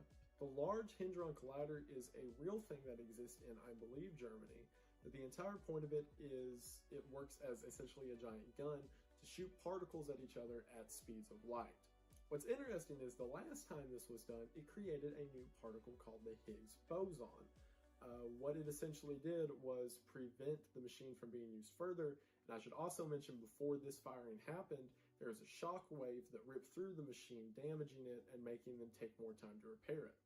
A physicist theorized that since time works as a fourth dimension, that shooting two particles together at such speeds would theoretically create a black hole.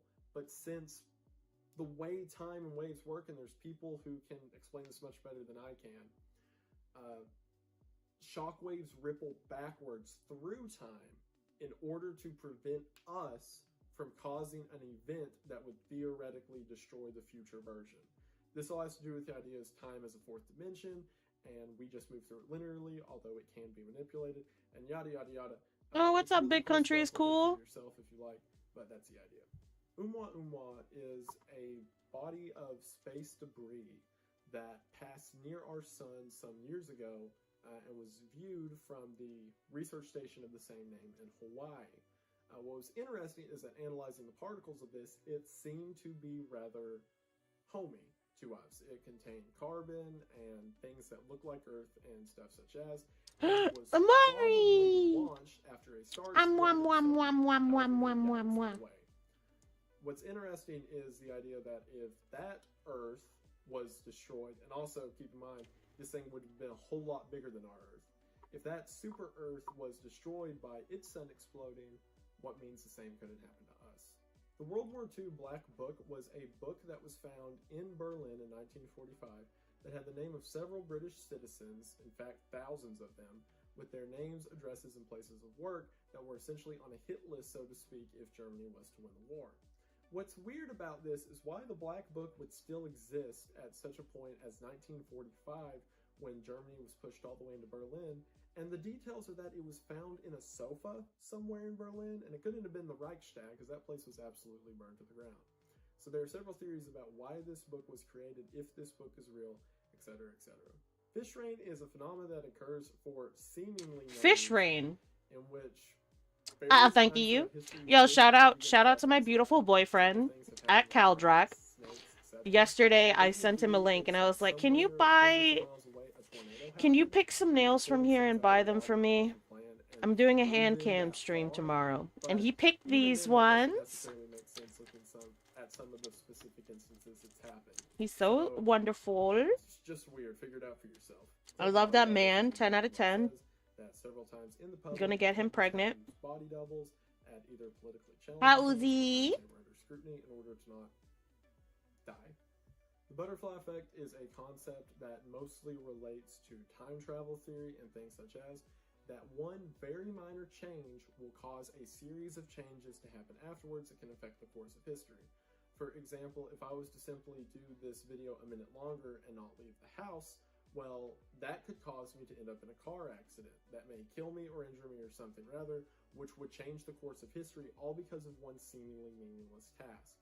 This is where you hear the whole, don't go back into the past and flip over a stone, you could change world history.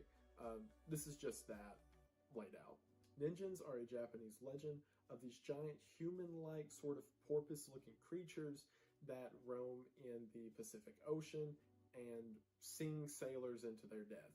These are very different from mermaids. Okay. Only in their So, appearance, for the fact they are much, much larger. Gerbert 2? I believe up to Gerbert 2 is kind of coming along. But what's also interesting is that there are several very similar things to ninjas mentioned in Viking culture and in Indian culture and things such as, which makes it weird considering these tribes have never had contact with each other. So, The Patterson-Gimlin massacre is in reference to the Patterson-Gimlin tapes. For those that don't know, it is the very famous video or supposed first sighting of Bigfoot. If you watch the entire tape, at the beginning there seems to be something on the ground that appears as a pool of blood, and the men in the video are washing blood off of their hands. The idea of this being that these people were up there hunting for Bigfoot and simply started taking the video as the last one was leaving or walking around the campground. This leads into the idea among Bigfoot hunters that the reason we don't see them is that they were hunted out by people, and what we're seemingly watching here is the last group near the public eye being massacred. When I mentioned at the beginning, there are things that can get me kicked off of YouTube immediately. This is what I was referring to. So feel free to look it up in your own time. I'm going to be very light with it. The Houdin plan was an idea imagined by anthropologist Edward Houdin.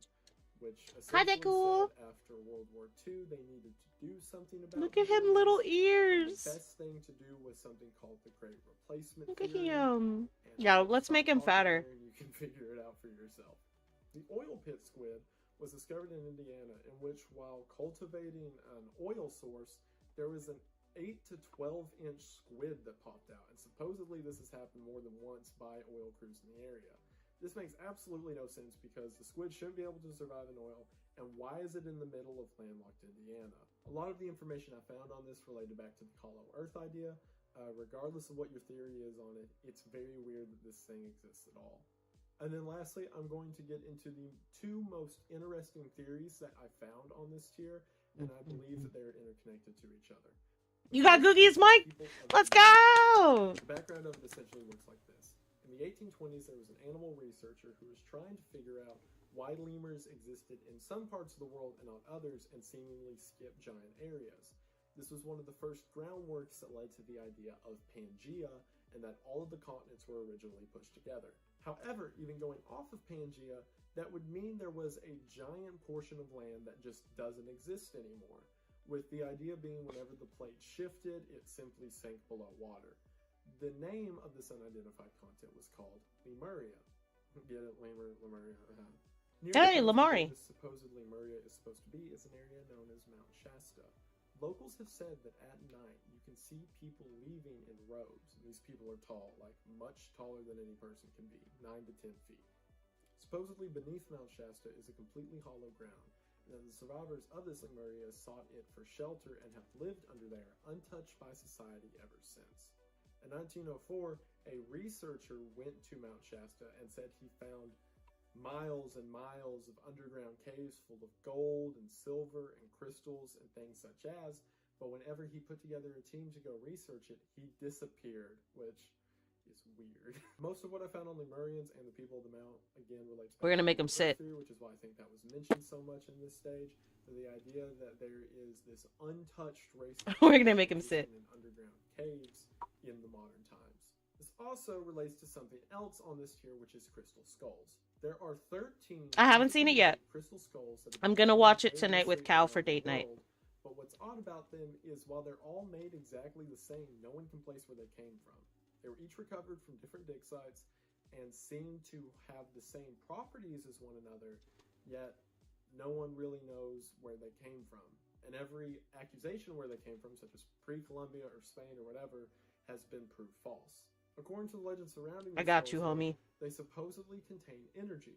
Anyone who touches the skull or comes into contact with it shares their memories with it, and then that is passed on to the next handler, and so on and so forth. Okay, we're gonna give him a big fat belly. What's interesting about this is part of what the researcher mentioned who got lost in the Mount Shasta cave in 1904 is that they communicated using crystals.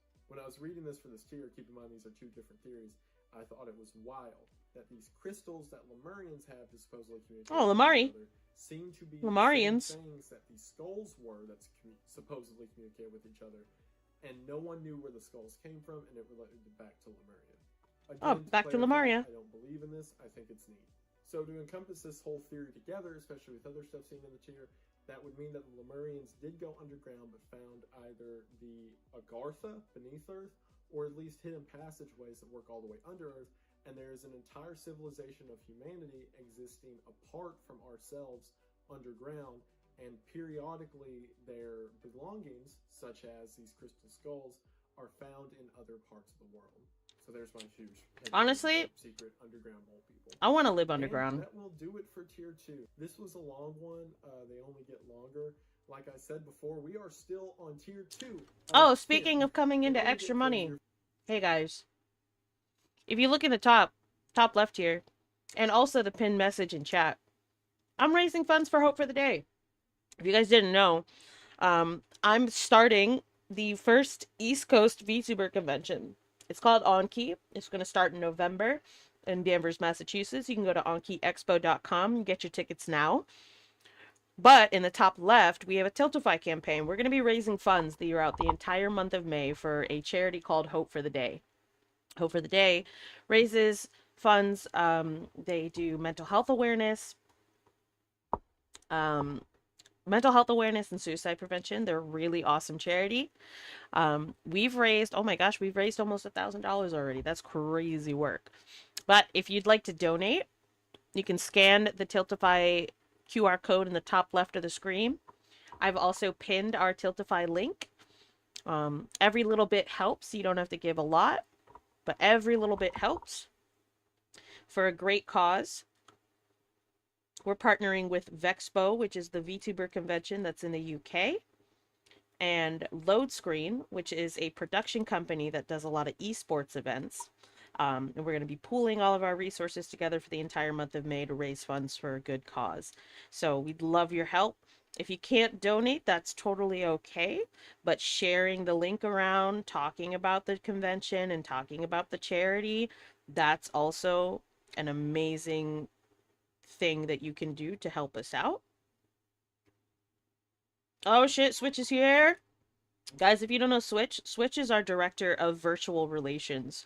So Anki is going to be really cool because we're going to have a lot of virtual exhibits for 3D VTubers, VR chat content creators.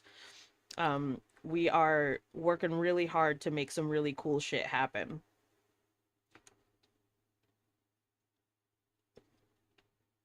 But yeah, go to AnkiExpo.com, grab your tickets if you haven't already. Come see your Oshis, come support us in establishing a place for VTubers on the East Coast, kind of showing the world that we are here too. Not everything has to be in super far and very expensive California land. Look at him. Lamari will be there. The entirety of the Calamity crew is going to be there. You can go see your mama. We've got like over 100 amazing guests that I am very excited to showcase. And we have so many more on the way that we haven't announced yet. So keep an eye on our socials for updates. Join our Discord. Switch organizes VR chat community hangout nights. So you can meet people in the VR community and the industry, get to know, you know, well, it's like a casual hangout, but you'll get to meet a lot of really cool people.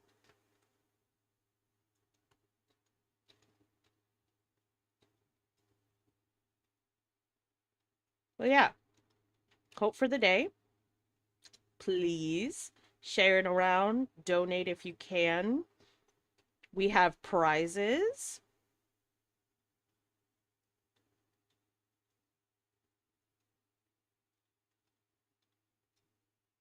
Oh my god, he's so fat. Look at him. He's so fat.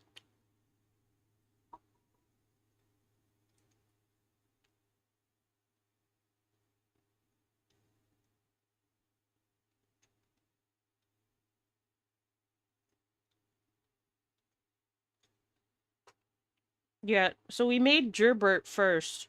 Gerbert's a little stupid. He was our prototype. Gerbert 2 is coming along pretty good, I think. I think Gerbert 2 is going to be a success. Not that the first Gerbert isn't a success. You're okay, sweetheart. You're doing great. We love you. You're a little fucked up, but we love you anyways. You're doing great. Anki's also going to be at Anime Central this year, May 15th through the 17th. We'll have a bunch of our guests there on a screen. We have our own booth. We'll have merchandise, flyers. You can buy tickets there too. Gerbert Prime. So if you're going to be at Anime Central, come say hi. I'll be there being gross and sweaty in person.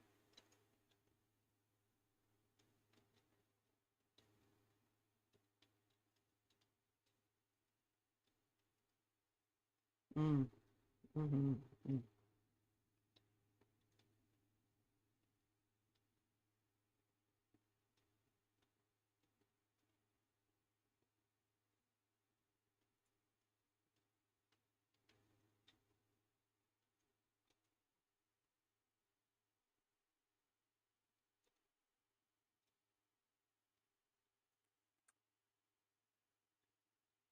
Yes, the Pibba is real. From here, most of the ones I talked about now are still conceivable. Like, I can tell you the words and you can understand what I'm saying. As we get into later ones, you're just going to have to bear with me and try to figure out what nonsense I'm talking. But as always, and as mentioned before, thank you for watching. The first video did absolutely fantastic. As a matter of fact, it is my most highly ranked video on the channel for the time that it's been out, which is amazing. So thank you all for that. It gave me like 25 subs too, which for me at this point is a big deal. So again, thank you. Thank you to all my patrons, but a special thank you to my top tier patrons. Thank you, Kayla. Thank you, Pef. Thank you, Eddie. Thank you, Benjamin. Thank you, Tim. Thank you, Publius. And thank you, Saucy.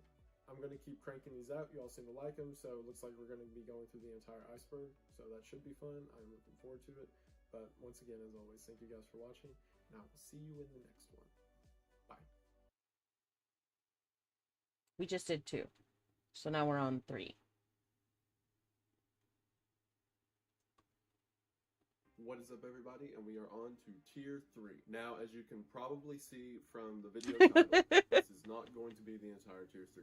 And I'm sorry about that, but my reasoning for it is... Deadcool says that, but I'm pretty sure he's the only mod I have that actually doesn't have any power. Like, it doesn't let him do shoutouts. I don't know if he can even ban anyone. Crazy ideas in physics or these theories and places you've never heard of that Yeah. I'm going to go into explanation on. So it was either going to have to be I'll skimp out on theories and not explain as much, which is lame, or I'll have to post the entire tier at once, which could be an hour or more, and it would be longer between uploads, which is also lame, or I break the tiers up in half. So sorry that this isn't the whole thing, but this will let me get them out faster. We're still going to go through it the same, and I can explain each concept more, which I think, since no one else is doing this type of thing, you all would probably prefer. Also, to Don't make me everyone, the original picture of the iceberg. Don't threaten people. So Why are you threatening someone who works with me? Go ahead. I'm not going to do it on here because some people like to be surprised by what comes next. But if you want the original picture, it's down there. And also, people have asked me to talk louder, so I am certainly going to try to keep track of all of this, because there's going to be more and more videos piling up, especially since they're now in half, at least from here on until something changes. There's also going to be a playlist on my channel, so if you ever get behind or anything, you can just go there and make sure that you're watching them all in order. I will be starting another series called A Deeper Dive. Probably not till this is over, maybe 1 or 2 before this is over, where if there is a specific concept you want to see highlighted more, because trust me, like any of these from here on out, I could do an entire video on. Just comment it below, and this new series, A Deeper Dive, I will do exactly that and go further into detail on these iceberg ideas. Also, for some of the more controversial ones that I'm going to mention and get into as I'm doing this, I've decided that on my Patreon podcast that we are going to be doing a couple episodes talking of the more controversial ones that I can't mention on YouTube. So if you're a patron, stay tuned for that. Let's get into it, but before we do that, I want to say sincerely from the bottom of my heart, thank you. My channel is doing better now than it ever has. I'm near 1,000 subscribers, which is absolutely insane. Aww. To you guys, so I really do mean it. Thank you for watching. Remember, aw, this is back when he only had 1,000 subscribers. Point of no return. Some of this knowledge will make you appear and act like a lunatic to normal people's eyes, but it's only the beginning. If you are still here, you might want to study and research more, following your path. First up is singularity. Singularity has 2 base definitions. The first is the idea of an infinite zero in an equation. So in things such as a black hole, density is calculated infinitely, which is the reason a black hole exists. However, the version that I think the theory is referring to, because there's more reference to this type of thing in this tier, is the idea that humanity will eventually reach a point of no return with technology, meaning that at some point we will either develop ourselves to such a dependence on technology, or to a point that AI will be equal to humanity and there will be no coming back from it. So there are theories that we've already hit that singularity point, or that we are very quickly about to, and this relates to ideas on both sides of transhumanism, who think that's a good thing, and people who believe that technology has progressed too far and that we should quit while we're ahead. Quantum suicide and immortality is a tricky one to understand, but I'm going to try to do my best to you. I'm going to need to explain some ideas in quantum mechanics, so bear with me. I am not a physicist, but I will do my best. The word quantum itself refers to super, super small microscopic particles. I am talking pieces of atoms as they move around. What's interesting about atoms and electrons and things such as is that we never know at We're gonna what give him a point chunky where they face. are. They're constantly moving, never setting still. So what that means is that we always predict where they'll be or have an idea of the estimation of where they'll be. Obviously, this is very different from real-world logic. I can point at you or a thing at the wall or the Travis Scott vinyl back there and know for sure that it is there, that it is a tangible object. However, you can't do that with atoms. What's interesting is that this doesn't just apply to one atom. It applies to 2 atoms, or 3, or 4 in clusters. So there has to be a point somewhere where atoms quit being atoms that are judged quantumly and begin becoming objects that can be judged logically. This goes back to the whole idea of a sand pile, that if you have a heap of sand and you periodically take 1 grain of sand out, it never quits being a heap. But by that logic, by the time you get down to 1 bit of sand, that's still technically a heap, unless there's some rule that changes it somewhere. All this really has to do with thought experiments and theories and things such as. And quantum suicide and immortality itself is one of these thought experiments. If we apply quantum mechanics to real large world creations such as humans or chairs or what have you, that's where we get into ideas like Schrodinger's cat. Schrodinger's cat is the idea that if you were to take a cat and to put it in a box, then inside this box there was a mechanism that had a 50% chance of killing the cat. The cat would be both dead and alive until observed. Now remember, this is all applying to quantum mechanics. So if the way atoms work are, we don't know how they are until we look at it at a specific moment and say, oh, that's it, then something larger, like a cat, would have the same rules applied to it. So by Schrodinger's cat logic, or Schrodinger's law, things in the real world are not manipulated until you look at them. But obviously that isn't true because things can happen without us directly looking at it. The inverse to Schrodinger's law is something called Copenhagen's law. Copenhagen's law states that if something happens in our world, then that is the only thing that happens. That there was a series of random events that could occur that led to this specific instance occurring, and that's it. That's all she wrote, that there's only one way it happens. So again, it kind of goes back against Schrodinger's law, but it is a more normal idea for us. Like, that's essentially how things work in the real world. Things happen or they don't. Quantum suicide and immortality is a theory that kind of straddles between the two. It was developed by a man named Hugh Everett, who was, from everything I found, kind of a jerk. For example, his daughter attempted suicide, and he simply glanced up from his notebook and thought nothing of the situation. He was a very calloused man, and this is a very calloused look at reality. It takes the idea of Schrodinger's cat, that there are unknown uncertainties when it comes to how things react in the real world, and we only change it by observation, and applies Oh, look, I made Copenhagen's law his that face a whatever little happens in fatter. our world is simply what happened, and that's how the dice fell. Look, he's Quantum got a suicide fatter and face now. immortality is very closely related to what we know as string theory, or the idea that there are multiple expanding universes in every direction. It says that every single one of these unknown uncertainties is played out in a different universe. Those familiar with string theory will know what I'm talking about.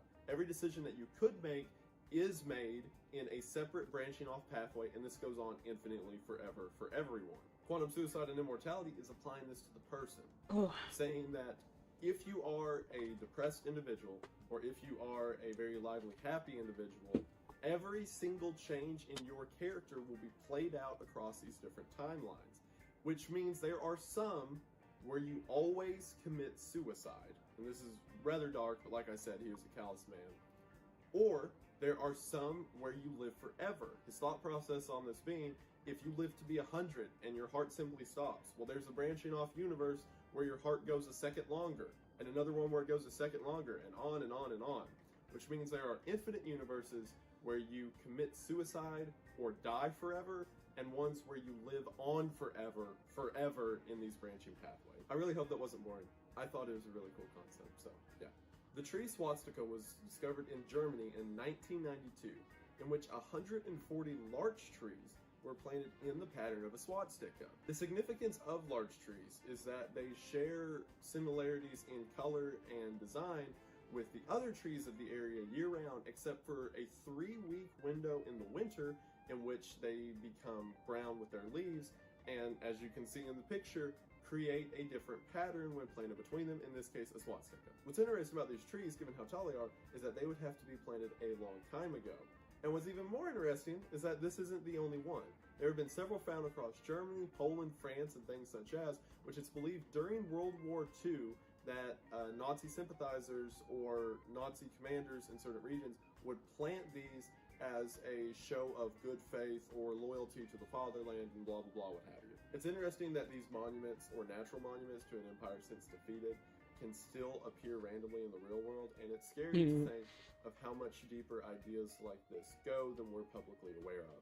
Genocide denials goes to both sides, as there will be public opinion that denies sort of publicly accepted ideas of genocide and things that have happened, and there will also be governments who deny accusations towards them of their involvement in genocide, and so on and so forth. It goes both ways. Rocco's Basilisk is another thought experiment that comes from an online user who went by the name of Rocco.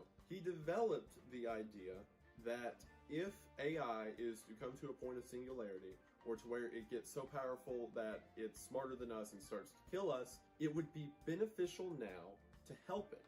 Because after this AI becomes so super intelligent, it may begin killing people who weren't part of its creation. While this is already kind of a logical fallacy, the whole idea of you have to do evil to prevent evil from happening to you and blah blah blah, what's interesting about it is some of the more hypothetical theories that it gets into, and there's so many I won't go into them, but ideas that this AI may, since it can manipulate time, go back in time and simply stop people from being born who wouldn't help it, so everyone that's alive now is people that would only help it, or that the AI itself has simply come back in time to silently watch and see what people will lead to its creation, and so on and so forth. It's essentially a cautionary tale about AI, and while this is a more submissive answer to it, like, we gotta help it or else, it's used in a lot of circles about the dangers of AI itself. Torrid is a really cool one I remember hearing about several years back, specifically the Man from Torrid, as it's called. The story goes like this. A man entered a Japanese airport and was caught at exchange because his passport was weird. It said that he was from a country called Torrid, and it had his full information, date of birth, all of it was correct except the country of origin. The security pulled him to the side and began asking him questions about this country, to which the man was confused and kept replying that he's simply from Torrid.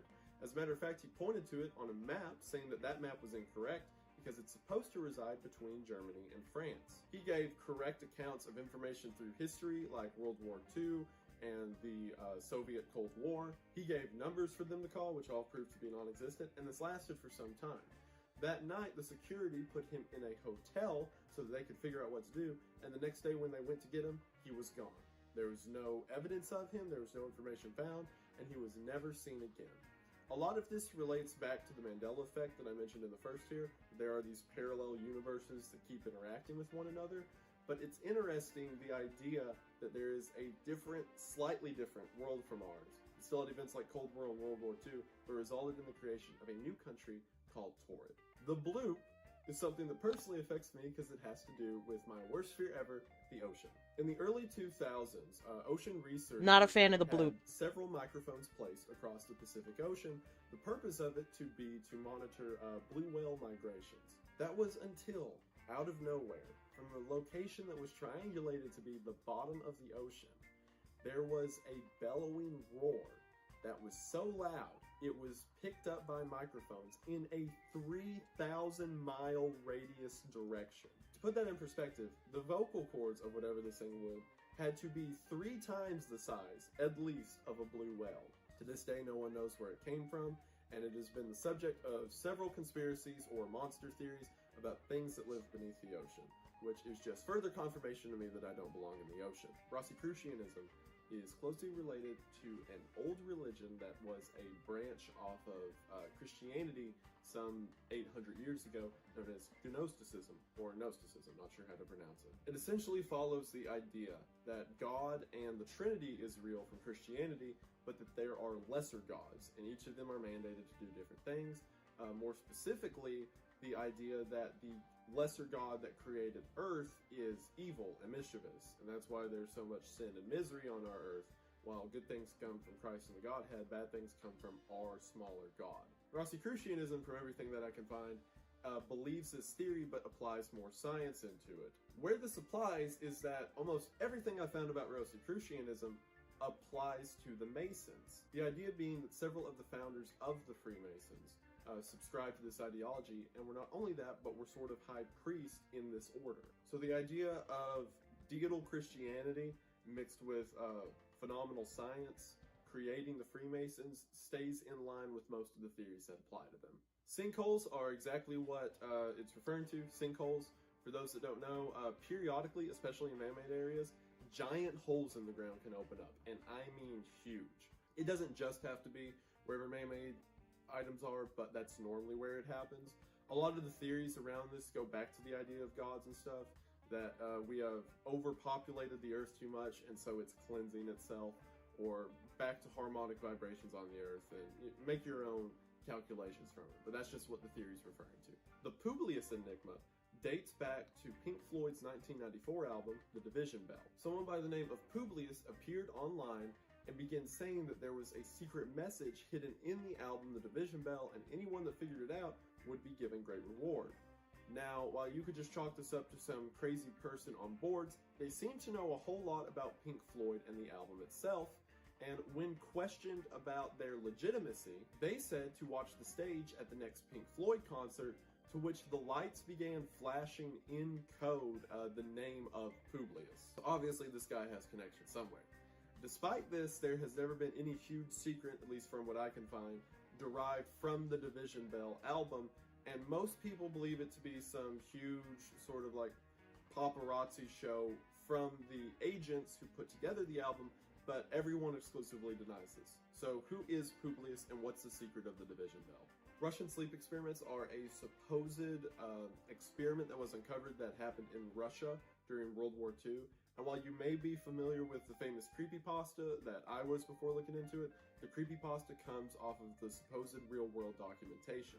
The idea of this experiment was to develop a drug that would give soldiers the ability to stay awake for days at a time without side effects or crashing. However, according to the legend, what happened during these experiments is that as the days progressed, the test subjects became more and more insane to the point that they completely lost touch with humanity and became these groveling monsters that asked for pain and wanted to hurt each other, and they ripped someone's throat out, and yada yada yada goes on and on. There are logs of this, which you can look up and read yourself, of supposedly what happened. There's a lot of gore and violence involved, but it all relates back to the idea that whenever we sleep, we stave off this inner demon that we all have inside. Yeah, we felt it. I'm making a little guy. Weeks at a time, we allow it to become more powerful till eventually it takes over. It all relates to the overarching concept of the evil within every human. Esoteric knowledge is kind of broad. From everything that I've found, it has to do with human intentions. So esoteric knowledge would be a true understanding of what it is in your brain that makes you do the things you do or behave the way that you are. Esotericism is mentioned a lot in things like Gnosticism or Rosicrucianism and other old religions that are kind of the development for a lot of conspiracies. The Denver airport is an interesting one, which I'm sure a lot of you have heard of. For one, the layout of the Denver airport makes absolutely no sense. The way it's built with its hallways that go seemingly nowhere and terminals that are completely separate from everything else doesn't make a lot of sense on the outside. However, when you look at old plans that had the idea of there being a giant underground, and there supposedly isn't one, it comes to the theory that it is a secret bunker, either by the military or some say the Illuminati and things such as. But the theory just doesn't stop there. For one, there are some really weird art pieces around the Denver airport. For example, there is a painting of a German Nazi in a gas mask with rainbows coming out of him and a giant scythe, as well as a statue outside of a 32-foot tall horse that is blue with red glowing eyes that people refer to as Blucifer, which during its construction, the head fell off, killing the creator, to which they put the head back on and left it. And on top of that, there are signs all over the Denver airport that says it was created by the Freemasons and it's a Mason establishment and blah, blah, blah. And theories range from the idea of Denver airport being the gateway to hell to just the idea that it's a secret military or Freemason base. that is kept quiet from the public. Archons relate back to Gnosticism, which I mentioned earlier. I hope I'm pronouncing that right. Essentially, if the lesser god created our world, the Archons are his Let's go, amigo. Let's go, amigo. Thank you for the follow. In the real world are the deliberate actions of these tiny demons.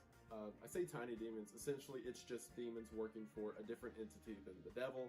So you could be safe to say these are the demons of Gnosticism. Spirit science is exactly what it says. The idea that scientific concepts can be related to spiritualism and things like auras and chakras and things such as, and that through application of spirit science you can unlock or understand your inner self. The plane of jars is interesting. In Laos, there are these fields that are all grouped together that hold anywhere between 1 to 400 of these giant 9-foot wide stone jars. They've all been carved out from stone, most of them have lids with them, and they're just sitting in these fields and no one knows where they came from. Look at 'em. Locals in the area talk of legends and say Look at giants him! used to roam this land. Look at him! Look at his little tail! From the past years. And that He's what they would coming do is they would carve out along! these stones and set them in these fields, and that's where they keep their alcohol and honey and things such as. And each field was a different keeping place for a different. Oh, jeez. Sadly, not a lot of research or insight can be done to this place because during Vietnam, the United States dropped more explosives on specifically On the jars. Okay, I'm gonna take a break. My head is starting to hurt. I'm gonna take a quick, like, 10-15 minute break.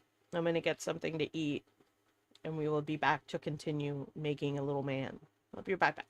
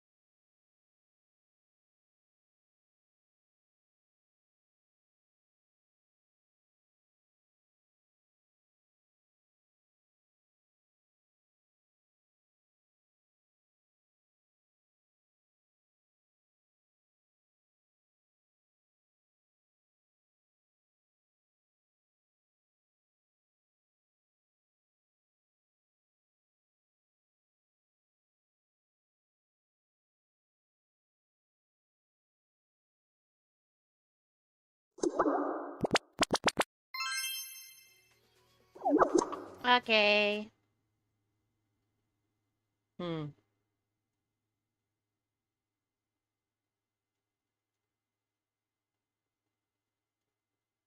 What is this? What is this? Whose Fugi is trying to? Oh, it's Cal's. Get out of here. Hi, Ace. Look, whose fucking Fugi is What trying they to would do is activate? they would carve out these stones and set them in Welcome these back. fields, and that's where they keep their alcohol and honey. We're and making things fat like little that. guy. And each field was a different keeping place for a different material. Sadly, not a lot of research or insight can be done to this place because during Vietnam, the United States dropped more explosives on specifically the field of jars than the entirety of World War II. And that combined with all of the undetonated explosives there mean research is very, very scant and dangerous to do. So I guess we may not know more about this, but I like the Giants idea. It's cool.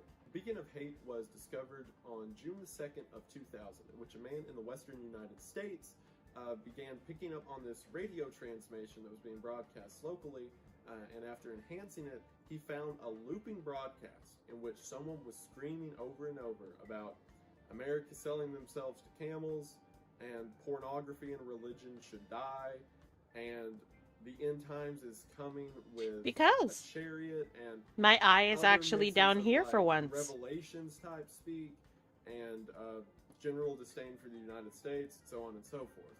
This was looping for, as far as he could tell, about 8 months before it disappeared. To this day, the FCC has better things to do. There have been no information found on it, no one knows who caused it or what happened, and it simply remains a mystery. Feral children is a real-world phenomenon which is quite sad, in which kids who either ran away or were abducted at a young age and lived away from human contact simply became feral. This is observed a lot whenever researchers go to lesser populated areas such as forest and jungles, in which children have been allowed to get away from their families and been raised in the wilderness. Normally the child is very either scared of human interaction or violent around humans. This is a fat boy, yeah? To things such as running on Bonnie, all fours. you like how It fat can this also boy is? result in some very interesting side effects such as different form bone structure and nasal pathways that are simply just, evidence of adaptation in humans. It's interesting. That's a good amount of fat on this boy. When taking away from other human contact, in Meet, these sort meet, of meet, case meet. studies, that we become animalistic. Antinatalism is a more recent ideology. Natalism is the idea that having children is good and, having a baby is good. Whereas antinatalism is the opposite of that and says that having a child is morally bad. The idea with this theory being that if the higher-ups or Illuminati or whatever have you is trying to dissolve the family unit, then this idea of antinatalism will be put out more and more across the human populace until eventually families or having children or things such as is seen as a natural bad. Charles Fort is someone that I wish that I knew about before getting into this because he seems like an interesting individual. He wrote several fiction books which had to do with different occurring phenomena such as teleportation, human combustion, ball lightning, etc. What's more interesting is ideas such as teleportation and ball lightning he's actually credited with inventing. What goes furthermore is in that most interviews where he talked about these phenomena, he simply said that in studying real-world phenomena, they are things that he observed. The idea with this being that because of Charles Fort's writings, we have highlights to some things that really do happen, such as human combustion, teleportation randomly, ball lightning, so on and so forth. To the point that a term given to real-world supernatural events is Fortean, such as giant unexplainable monsters can be called Lovecraftian. Also, everything else I found on Charles Fort generally relates back to the occult, with several sort of scientific occult circles claiming him as one of their founders. The Road to Ruta was a comic book put out by the federal government for school children in the 1980s. The point of this book was to teach children concepts such as scarcity and market value and things such as. However, a man by the name of Bix Weir later came out with his own theory regarding the comic. His idea is that large governments are getting tired of banking circles How are you? through their amounts of money they loan out and things such as, and it all has to get back to Wall Street and national banking circles and blah, blah, blah. But his idea is the comic is showing a federal idea to get back to a new gold standard, or the idea that after a great reset, so to speak, which is being talked about a lot now in the news, that we could reverse our current banking circle idea and return to a second gold standard, as he calls it. Mereological nihilism is another one of those thought concepts. It's the idea I'm having that a good there stream are so no far. It's things very that are comfy, composed of other cozy. things. They are simply I'm the making a smaller boy. things made into bigger things. What I mean by that is there's no such thing as a chair. There are pieces of wood in straight lines that are pointed together in chair fashion. While this whole thing seems kind of pointless in that regard, as you apply that more and more to people and biology and things such as, it becomes more of an idea of this sort of nihilism when it comes to science and humanity. The Cagots were interesting considering I had literally never heard about this until starting a review for this. The Cagots were a race of people in 16th and 17th century France who were horribly discriminated against. And by horribly, I mean that whenever entering the town, they had to ring a bell like a leopard to let other people know they're around. Not only that, but they had to walk with shoes on at all times or be arrested, so that way their skin didn't touch the ground that other barefoot people had to walk on. They were not allowed to farm. One Cagot who tried to, on his own land, had stakes run through his feet, and they had to use a specific font when writing, that way people would know a Cagot wrote it. If they didn't, as happened to one man, he had his hand cut off and pinned to the church door. And there were several rumors that spread up about them, like because they wore shoes all the time, people said that they had webbed feet, or because they only wrote in one font, children would say that that's because they have the devil's handwriting. What's really weird is no one knows where they came from. They seemingly look like any other French person. The ideas were they came from a defeated army during the Goth period, way back. Get out of here! Confirmed. Ideas are that they are Get out of here! You coming in here barking at me? Simply shamed against, but that can't be confirmed. So seemingly this race just pops up in France, is horribly hated, and then disappears. It wasn't until the French Revolution, in which several Cagots went to record offices and burned any information that they were Cagots, and simply assimilated back into French society. Deep Sea Lab text relates to real experiments that happened called Sea Lab, which were carried out by the United States Navy. The idea was to place these science capsules in different spots around the ocean for researchers to live in and do research from. The first two went off without a hitch. However, the third one, during its setup, someone went down to fix a carbon monoxide poisoning problem and died in the process, so the Navy shut the entire thing down. Dude, it's just The theory barking is that these experiments from were my... still being carried It out just in comes secret into my for room and whatever barks at reason. me. And the idea that it was kept out of public eye, not because someone died, but because they wanted to start research on something the public shouldn't be aware of. However, I think the biggest travesty that come from that is that the people who went down into these bases were called aquanauts, and we need to bring that back. Hitler escaped inside the Earth. Hitler escaped inside the Earth! Previous tiers known as Agartha. The idea being that the Nazis at this base 221 were supposedly looking for Agartha, which keep in mind would be the entire Earth's inside, found it, made tunnels that led up to Berlin in Germany, and whenever Germany began losing the war, Hitler simply went underground into this underworld. So if you were to get to the secret plane of Agartha, it would theoretically be Nazis and giants. So do with that information what you will. Illuminati blood banks is exactly what it says. There are real-world programs where the rich can buy the blood of the young in order to get transfusions for it to ideally make them younger. And there are things like blood facials that people do, and we are living in a dystopia. However, Illuminati blood banks just says that this secret Illuminati organization has near infinite supplies for these for their members, so that they can always harvest the blood of the young to stay fit, which I hate to admit is one of the least outlandish on this entire list. Sacred geometry is that the shapes and patterns in he's here! construction of the real world. So much so that God himself would be the little chunky geometric guy shape of life itself. And it gets into this whole idea that certain shapes can be used to summon different things, and so on and so forth.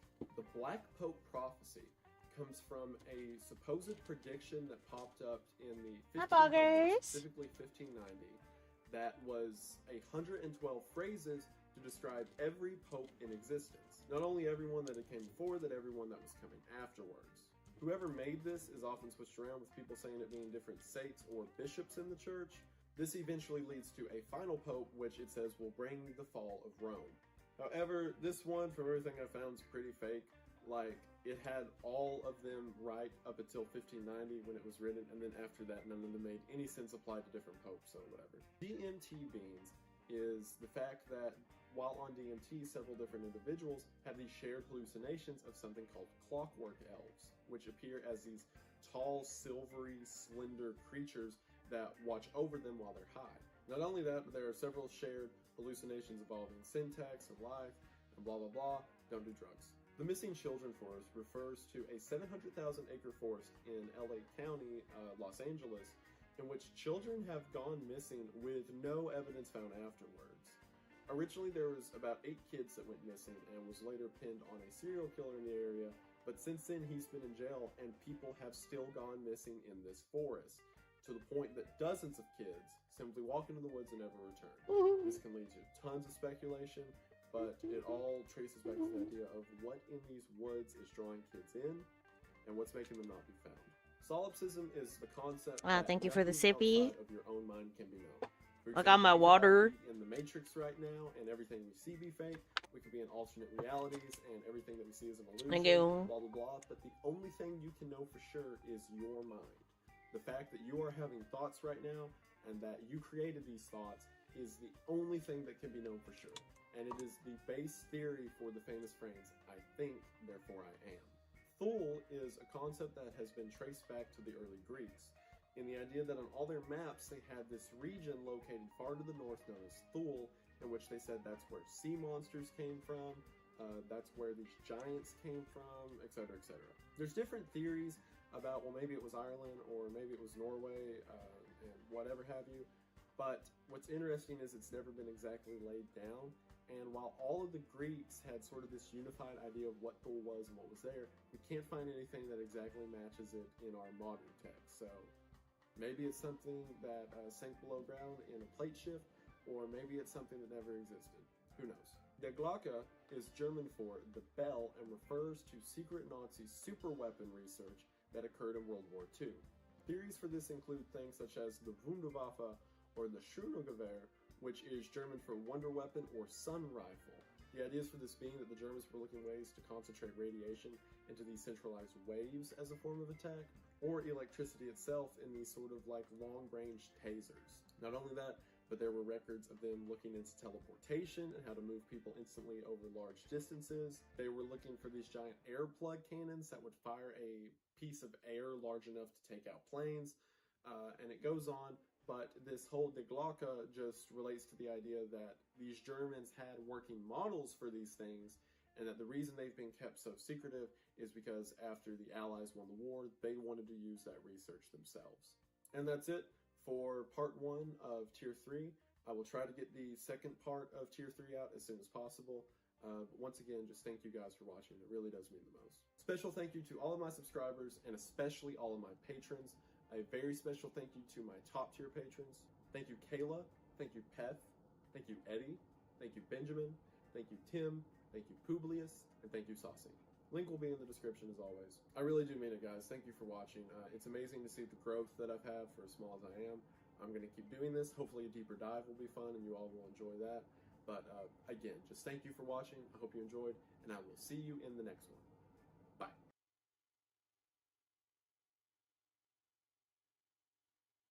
Hello everybody, and we are back with part 2 of Tier 3. You already know the drill at this point. I have a microphone now, so hopefully that helps, and let's get into it. Arnold's real height is in reference to the actor Arnold Schwarzenegger, and this bizarre situation in which people don't know his real height, and even he has not said what his height is, so it comes down to people comparing him next to other known actors' height in movies, and people guess anywhere between 5'10" to 6'2". I have no idea why this was in Tier 3 since it's the only one that doesn't fit, but yeah, great way to start off part 2. Natural park closures is in reference to the fact that several national parks around the US will periodically close for unknown reasons.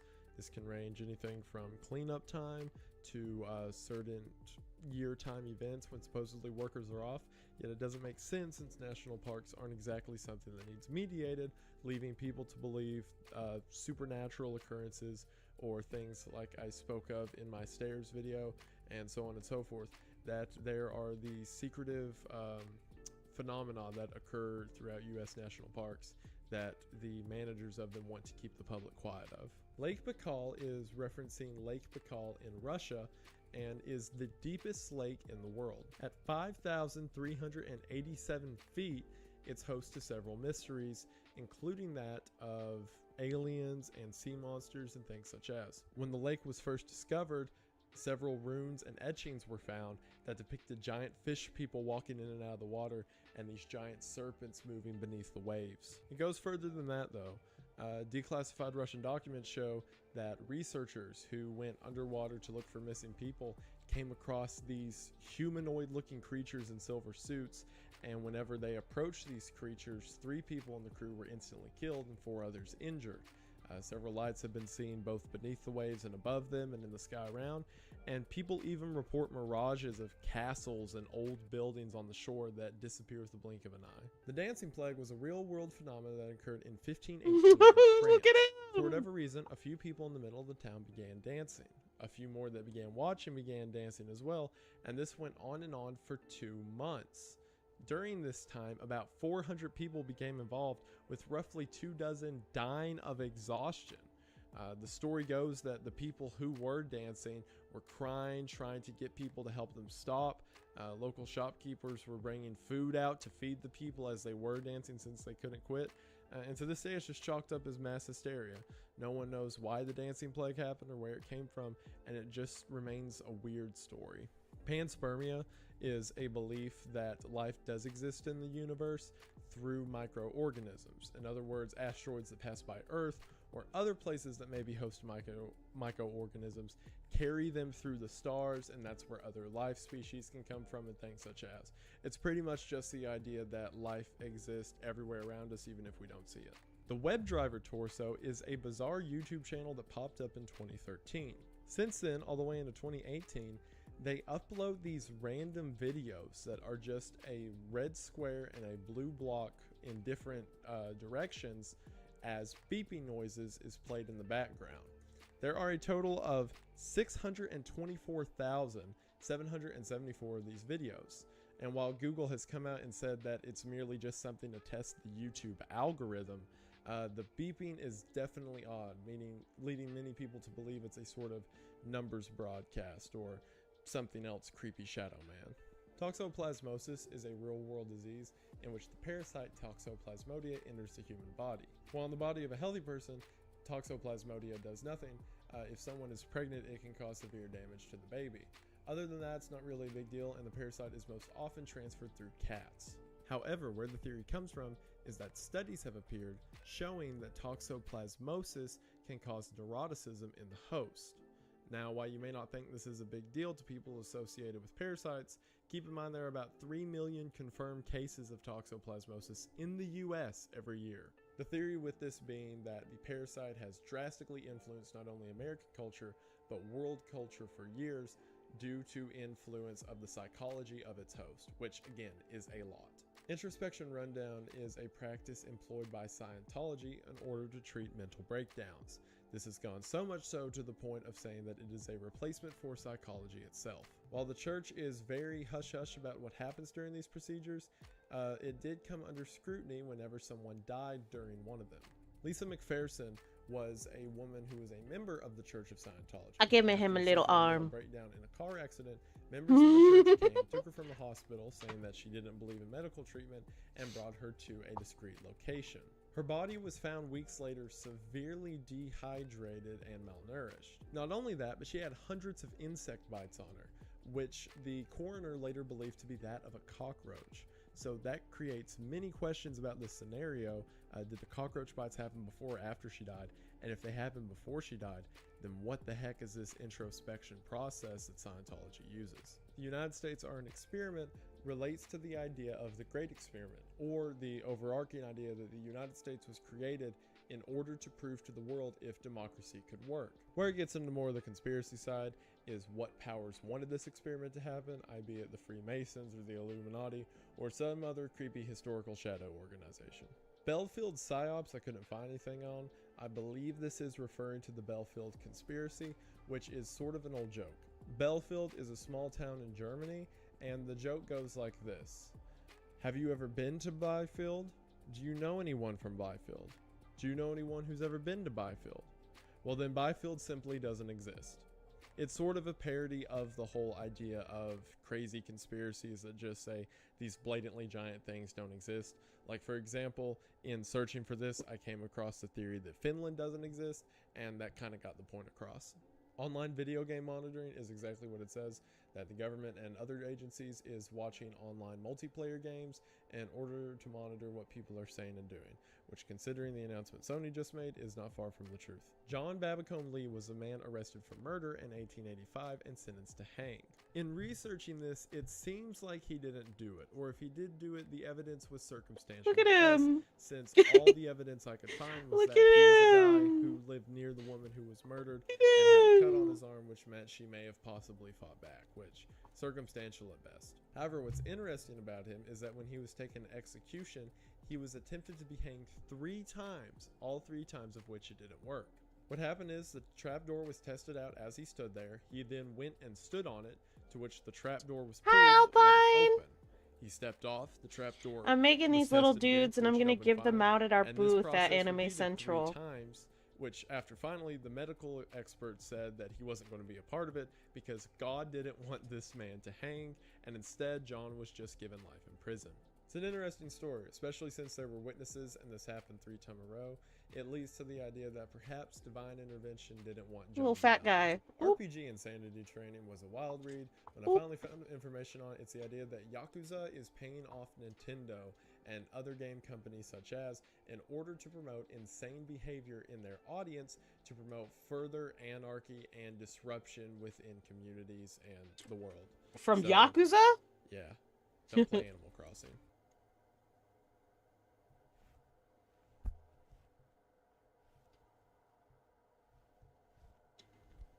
The Oz factor is the idea that much like Dorothy in The Wizard of Oz, during certain points people can leave this plane of existence. For example, if you disassociate too hard, you can cross over to another nearby parallel universe, or at least a universe between universes.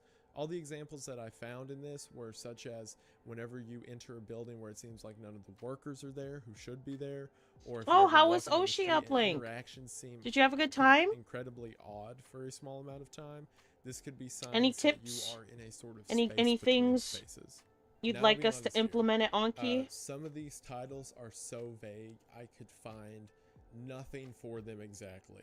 Like, there's so much stuff it could possibly mean that I'm simply going to have to take a guess. And if I'm wrong, I'm wrong. I'm sorry about that, but I have no idea. So, extreme continents, from everything I can figure out, either has to do with lost continents or the end points of known continents. These two actually kind of go hand in hand with each other. I found several theories that during tectonic plate shifts, lost continents, which are land masses that sunk below the ocean, I spoke of Lemuria in Look at him. Tier 2, I believe, that whenever they meet the land and the land begins to slope off, the sort of area between continents is where civilizations used to exist. And that's the best I could do for this. Sorry if that is totally off the mark, but I promise I tried. Shaver's writings refers to the comics written by a man named Richard Shaver. His theory was that thousands of years ago, aliens came to Earth and, after leaving offspring to populate the planet, flew back out to their home planet and left their children, or as he called them, Deros, here on Earth. His explanation fell in line with what I've mentioned before, the hollow Earth theory, or that of Agartha, and that these children live in underground caves. Okay, help me grade stuff. Tip-wise, I can sure they actually organize it pretty well. But sound-wise, VTuber fans are loud, so I guess only critique for them was to make sure the walls are soundproof. Oh, interesting, interesting. The idea that this is not our home, and it's So there was a lot of like and at bleeding any from the moment we could outside. essentially be wiped out. So That's only really good thoughts to on this know. channel. Porn control. Definitely something that When I we say can try to porn, implement.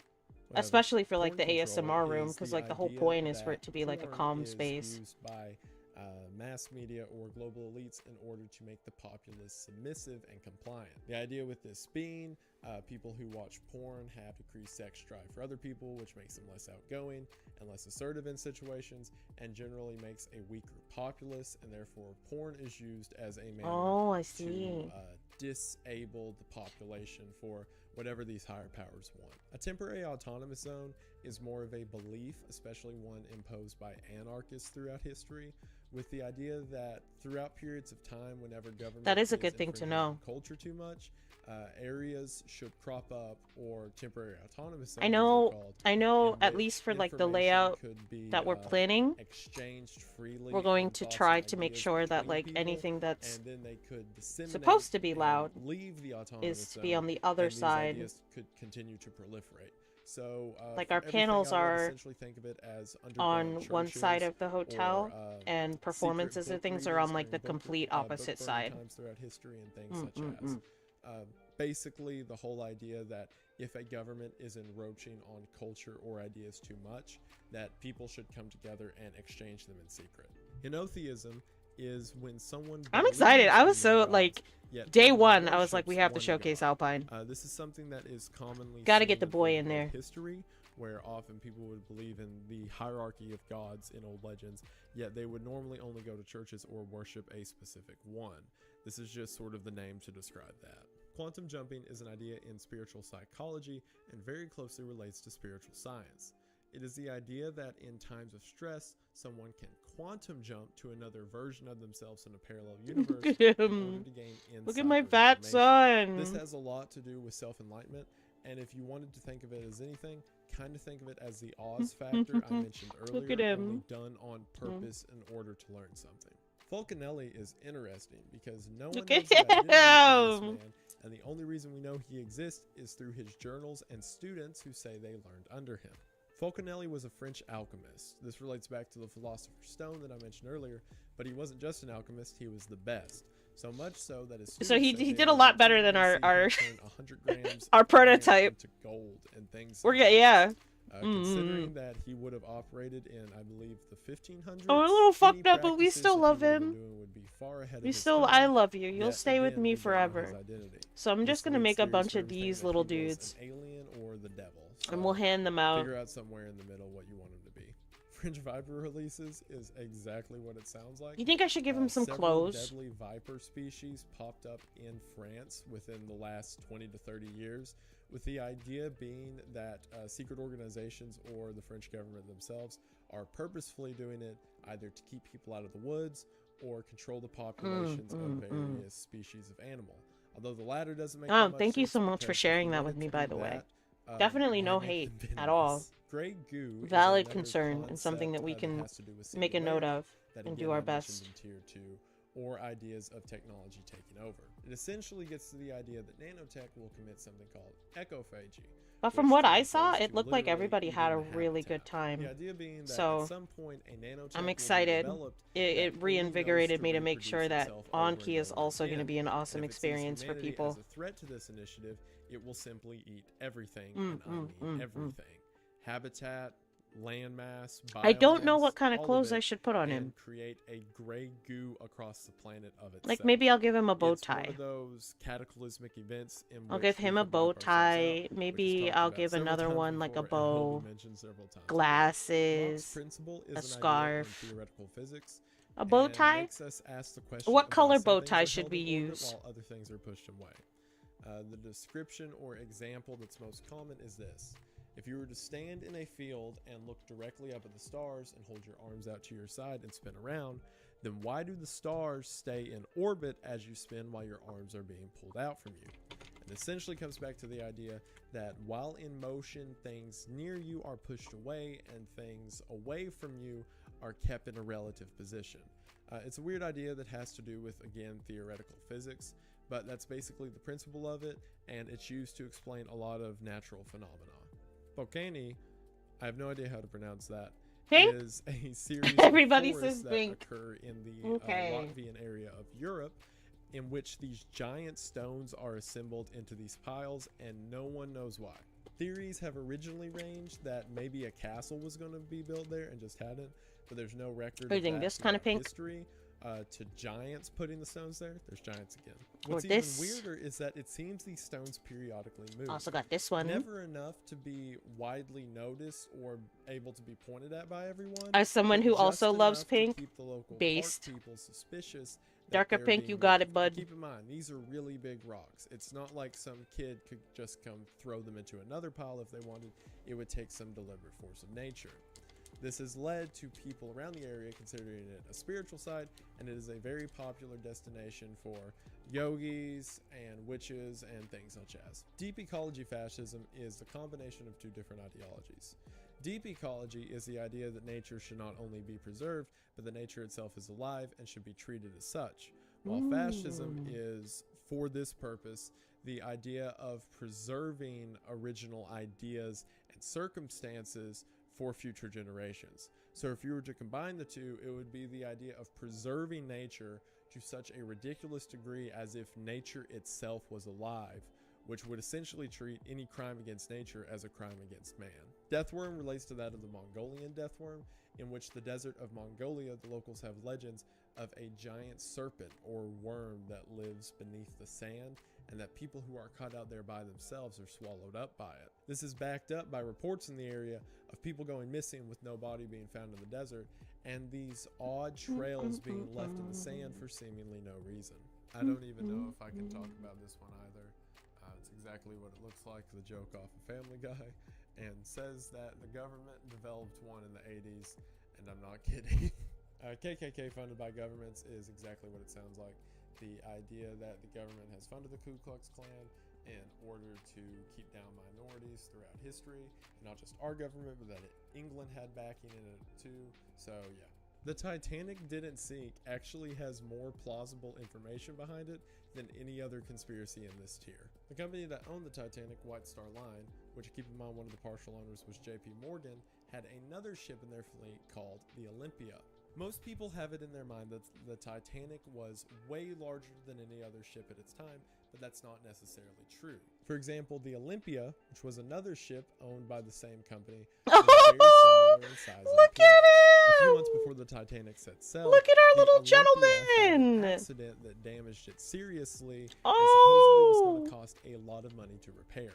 The story he's all dressed that up. the He's ready for Olympia was picture replaced day, for you the guys. Titanic, and simply names were changed between the two ships, and the Olympia was actually sunk as a whole insurance fraud move in order for these stockholders to get a return on their investment.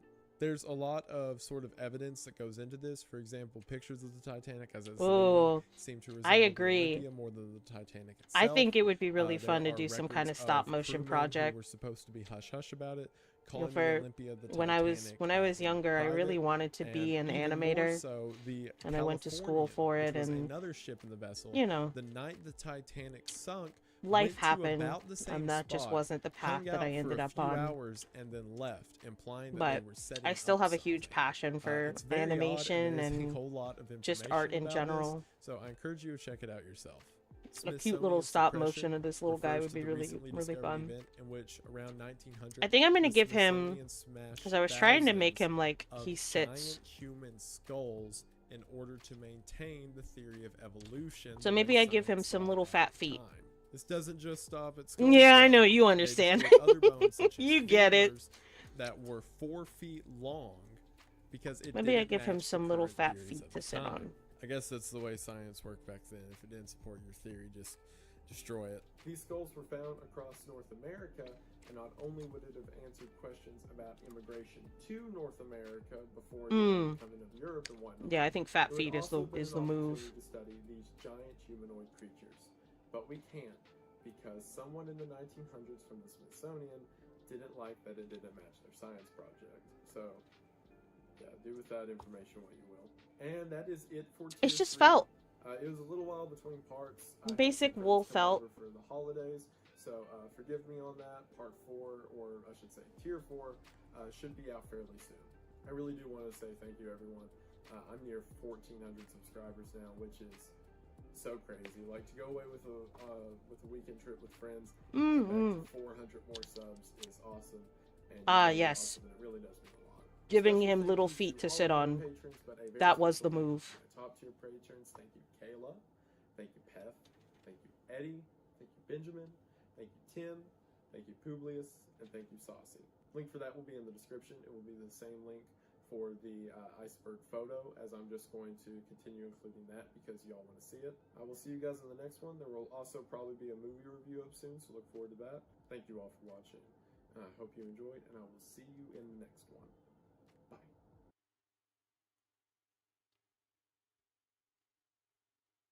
What is up, everyone, and we are back with tier 4. Pretty much nothing to update on. The channel's doing great. Thank you all for that.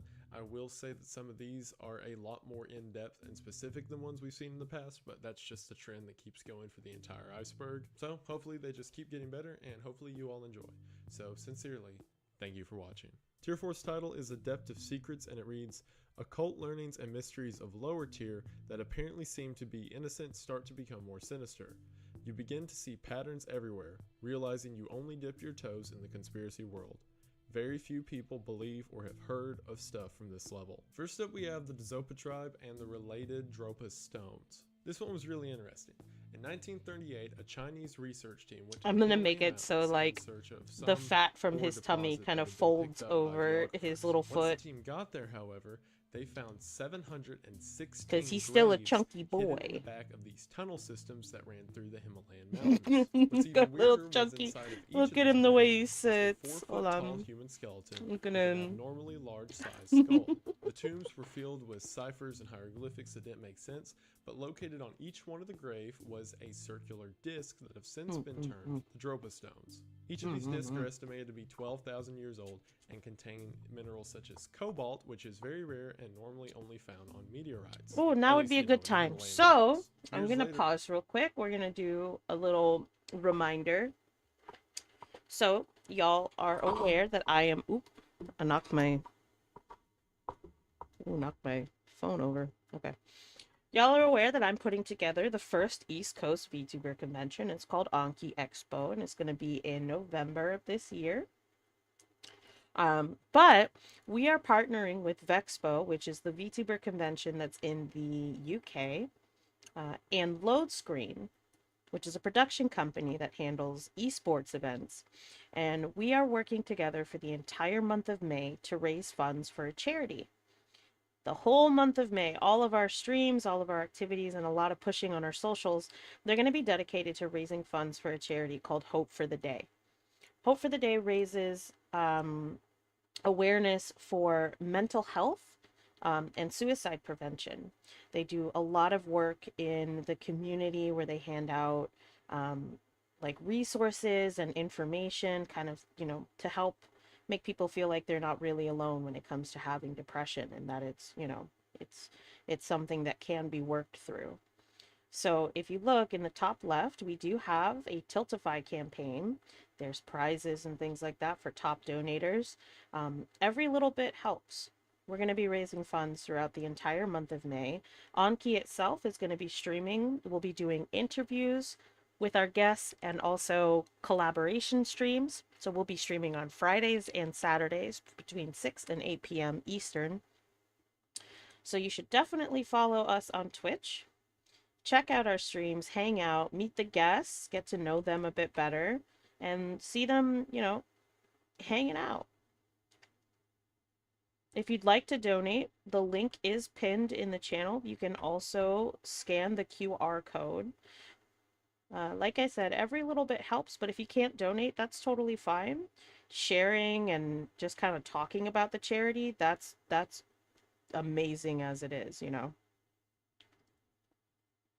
But Hope for the Day does a lot of great work, and I personally am really happy that we are doing this event, just because, like, as a spicy-brained girly myself, it's nice to know that there are charities out there who really focus on it being...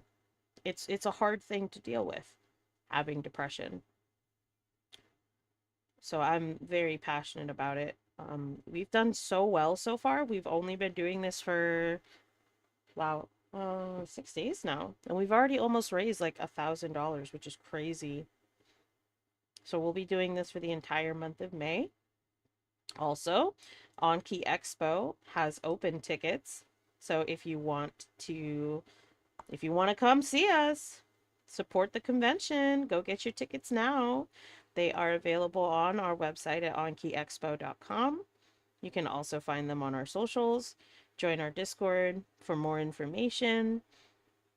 We have over 100 guests, which is the other thing that I'm really, really proud of. What I wanted Anki to be first and foremost is a highlight to VTubing as the artistic medium that it is, rather than just the content creation and streaming side of it, because the technology behind it is amazing. The amount of work that it takes to bring a VTuber model to life, allowing for people's OCs and their designs, and bringing in just literal hundreds of thousands of different kinds of artists. There are VTubers for every niche. There's VTubers in every style. Not only is it super accessible, it's becoming more mainstream now. So I wanted it to be, we have, you know, like the super large, awesome guests, you know, the ones that everybody knows, but we also have a lot of guests who are way smaller, but they're creative and amazing in their own way. And a lot of people say that when it comes to content creation and being a streamer and things like that, part of it is luck, right? The algorithm kind of chooses who it pushes out. And all it takes is that one really viral moment, and you kind of get a chance at skyrocketing yourself. So Anki Expo kind of wants to serve as a jumping off point for a lot of creators who are amazing but haven't really been discovered yet. So we're going to have a bunch of really awesome people there. Also, I gave him little feet now. Look at him! Look at him! He's so fat. He's a fat little guy.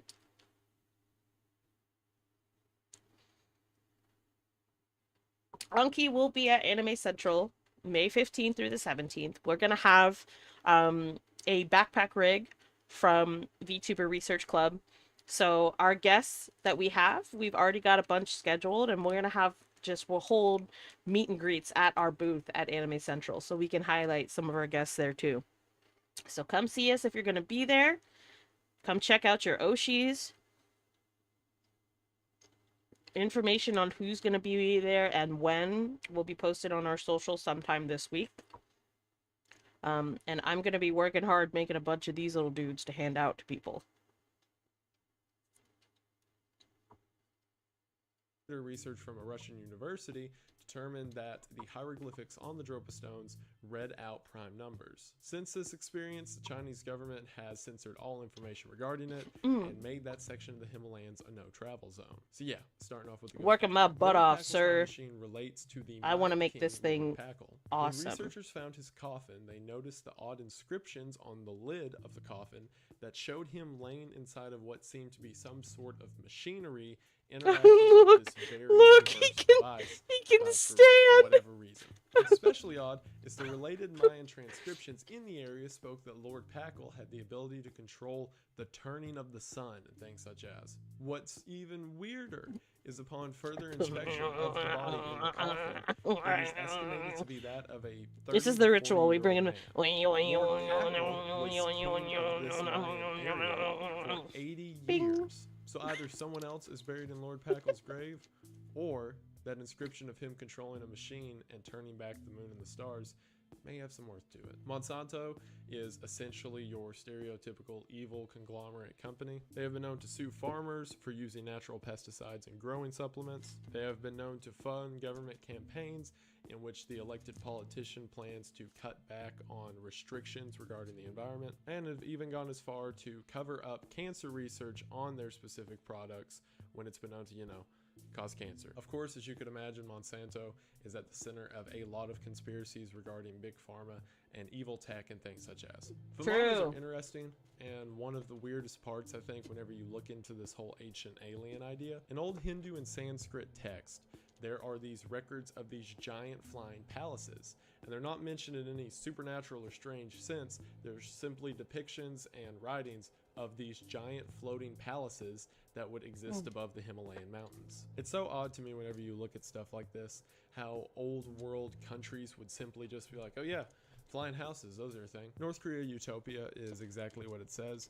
It's the idea that North Korea is actually a secretive, perfect world, but that Western media and European media simply discredit it as order to discredit communism and lift up capitalism. That's at least the main version. The other version is a bit more interesting, I think.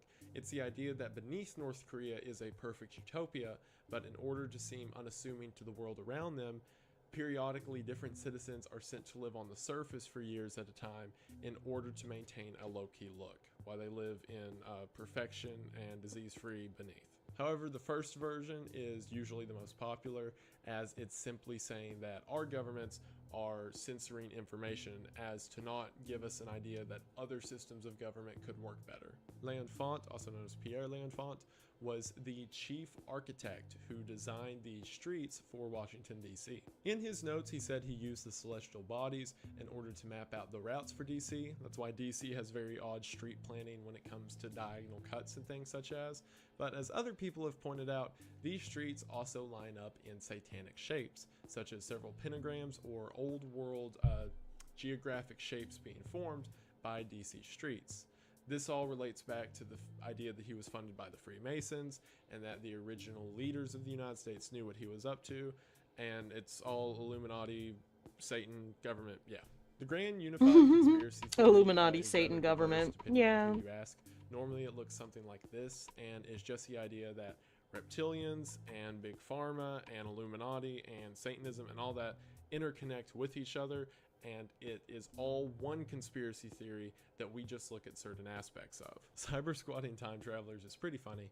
For those that don't know, cyber squatting is the practice of buying URLs or usernames on websites that you know are the names of famous people or companies in the hopes that they will one day buy that domain off of you. So the time traveler aspect is hilarious. The only evidence I could find with any of this was supposedly odd names that wouldn't have made a lot of sense, but I mean, you could just chalk that up to people hoping to get lucky. Comic-Con child recruitment's pretty sad. Just the fact that there are children every year during Comic-Con who go missing, the idea of which being they're abducted by human trafficking rings. However, the conspiracy goes a little deeper. It says that Comic-Con Look at my knows son. this behavior, but they are paid off in order to turn a blind eye or to not better tighten security to prevent. Look at my fat little boy. Plastic surgery runaways was just vague enough that it was hard to find any information on. I believe this is referring to the fact that there are plastic surgeons who will famously perform surgery. I gave birth live on runaways stream. or people who have been kidnapped. This wraps back into human trafficking, but it adds an extra layer to it by implying that medical professionals, or at least some, are in on the whole scheme. Lifetide is a book written by Lyle Watson. A lot of the complex in it are pretty intense. From what little brief reading I did on it, it seems to be the idea that humans are artificial or can at least summon an artificial self through their thoughts, and it all has to do with introspection and the idea of I can just pop these bad boys out, easy peasy, lemon squeezy. So a lot of sort of Eastern philosophy, yogi type ideas. Baltic Sea anomaly refers to an event that happened in 2011 in which a fishing ship that was using sonar caught this image while looking at the bottom of the Baltic Sea. The Baltic Sea is, as you could imagine, pretty deep, and the idea behind this being that it is a UFO that crashed on the planet some time ago. It's still there to this day. However, for anyone who knows anything about sea travel, it is much, much harder to keep someone alive underwater than it is in space. This is due to things like pressure, and the deeper you go into water, the harder it is to maintain, which is the reason we normally just send submersibles really deep, and it costs a lot of money. So no one's seen it fit to investigate this yet, or that's what they want you to think. But either way, as far as this moment That's what goes, they want you to all think. we know about is there's this odd shape down there. Planned extinction is just referring to the fact of an idea that was mentioned in previous tiers, that humanity will eventually become extinct, and how this might even be a good thing in order to save the planet. That's the entire idea of eco-triage, that we have to cut off the bleeding somewhere, the bleeding being us, in order to save our ecosystem. Haunted locations world map. From everything I can find, there are several maps that display different haunted locations in the world. So perhaps looking into each of them and researching, if that's what this does means, this could literally go on forever. But I think it's just referring to the fact that there are documented records of haunted places around the world, and that should be at least a little bit concerning. Artificial poisonous snow is something that occurs in mostly Midwest cities from everything I could find, in which snow will occasionally fall from the sky and not melt for a very extended amount of time, and whenever flames is held to it, it becomes black. The implication in this being that the government or some other force is raining this artificial snow on us to poison us in some way. However, in the extra research I did on this, I think this is just pollution. King Babylon's world control is kind of vague because there is no King Babylon. Babylon was an empire. There are kings like Nebuchadnezzar II and Hammurabi, and each have their own conspiracy theories. If I had to guess, this is specifically referring to in the book of Revelations, where it talks about Babylon will be the downfall of the new world empires and things such as, which I think this is basically referring to the idea that there will be strength rise up from the east, so to speak. However, that's all speculation. What I believe the conspiracy is referring to is just this idea in Revelations, and the idea that at some point there will be a leader rise up in the Middle East who will dominate control of at least several world powers. Depopulation funds is very closely related to the planned extinction I talked about earlier. When it comes to this, everything I could find mostly related back to Bill Gates and ideas that money is being put into several ecological departments that are studying things such as, and everything else I could find on it related back to the idea that they are planning to get rid of what they refer to as useless eaters, which is I'm making actually as a many term babies as I originally coined in can Nazi between Germany, now and the and 14th. just refers to people who take up space in a population without contributing. So if it ever got to a point where we were losing our ecosystem fast and we had to immediately correct the human population, the first to go would be these useless eaters, or whoever the government rules is not fit to continue, basically. SCPs based on real life is just saying one of two options: that either the SCP Foundation is real and that all the logs have been linked by disgruntled SCP agents, or some real life supernatural phenomena is hidden in SCP files, both to keep the identity of the person who uploaded safe and to warn whatever few people may read it of what's really out there. I personally like the second one more since it's at least sort of plausible. So yeah, holotropic breathwork is a practice that is found in a lot of yogi circles, especially Chinese and other Eastern philosophies. It's the idea that quick, fast breaths for time periods We of must even make a lot 3 of babby. hours can cause the body to sort of reset itself and be more in touch with the inner self. And from this, you can derive true knowledge, spiritualism, and whatever have you for the situation. Hermeneutics is about critiquing things from a sense of inner self. Basically, everything I could find on it is just the idea that if there's a literary text or some other form of media that I you're started trying to doing it understand, that you have to embellish from the self last year in order to truly understand it, and that people talking doesn't I was really trying to accomplish find a anything without hobby. meditation. Almost every application Because, like, could I find really, this related to I the wanted Bible, something and to there are start several people who have occupying their own my interpretations time. of the Bible using hermeneutics. Because I was really sick The sea for a people while. were interesting. When I saw the title, I thought this would just be referring I'm still to Atlantis sick, fish people or whatever, but it's not gotten at all. better From than 1200 to a few 900 years ago BC, when I was there like was a group legit of on the brink people of who are death. only known in history as the Sea People, who went around the Mediterranean Sea fighting different nations, famously of which was Egypt around 1000 BC. These people were supposed to be taller than the average person, no specific mention of giants, just that they were rather large, and they were great fighters and plunderers, and from everything I read, the earliest possible version of pirates. What's interesting is no one knows where they came from. About every other player around the Mediterranean was noted for at that time, and to this day no one knows where the sea people came from or where they went, and they just forever remain this kind of blip in history. Cryptogeography is exactly what it sounds like how cryptozoology is the study of paranormal animals, cryptogeography is the study of paranormal spaces. So Bermuda Triangle, haunted sites, yada yada. Infrared laundry balls is the fact that laundry detergent balls that supposedly even in advertising for them mention that they clean clothes with an infrasonic wave actually elicit enough of the stuff to harm the individual. However, whenever companies say stuff like that, they're just using big words to try to talk over people's head and make them think they know what they're doing, because No, they don't. Neg entropy, or negative entropy, is a concept that exists in thermal physics. The idea is all sources of energy derive from heat in some regard. They either bring heat in or let it out. And any action of energy dispels heat in some way. This makes sense if you think about it more. However, a theoretical negative entropy item would bring in heat or ambient energy in the air whenever it performs a task or does any function. This would theoretically cause a sort of paradoxical loop in which something can be done without taking in energy, and as a matter of fact, creating more of it while also doing more. So this could spiral on forever and ever, and if you read theories on this, in the universe. So that's cool. I'll be honest, I could not find anything on Nexus 7. There was one website called Nexus 7 that had a few creepy articles on it, but that was the name of the website and not a conspiracy in general. Nexus 7 is both the name of the Android laptop or pad or tablet, whatever it is, and another theory for the movie Blade Runner that one of the characters was a Nexus 7 model. So anything I look up for theory or analysis goes to one of the two, and I have absolutely no idea what this could be referring to unless the tablet or the character from Blade Runner has a conspiracy behind it.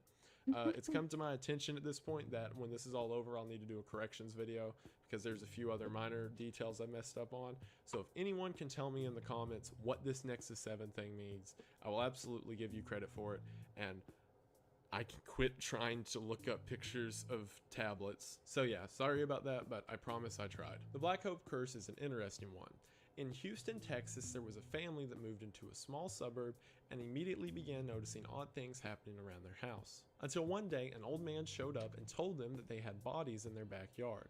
The family didn't believe him, but after digging up the backyard, they discovered that there was in fact 2 dead bodies buried side by side. It turns out the neighborhood was built on top of an old slave cemetery, the name of which was Black Hope Cemetery. The family reburied the bodies and set up a memorial for them.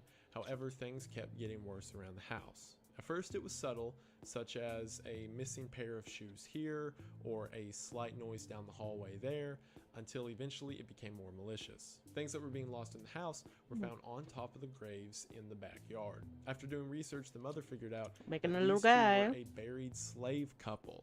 And she Let's go, amigo. Let's go, amigo. Thank you for the follow. Welcome. Okay, stretch. Ooh, big stretch. Oh, okay. I'm gonna take a break. I have to do on-key stuff, and then I want to play video games.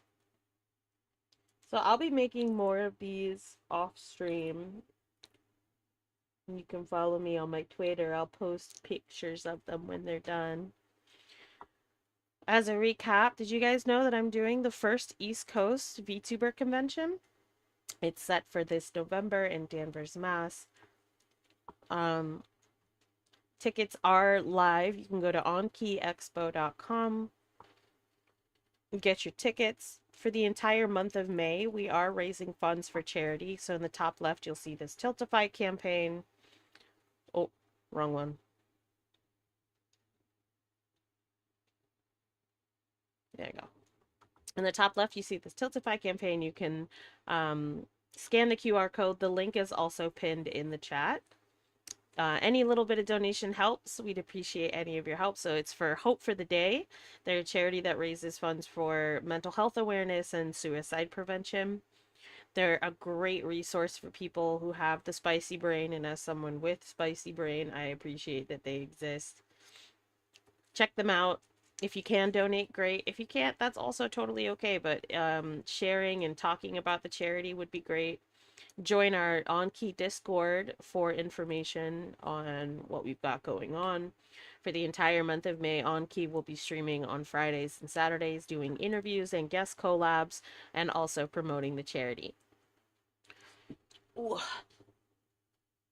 Oh, I'm dying. Thank you guys for hanging out with me today. I love you very much. I'll give you a kiss.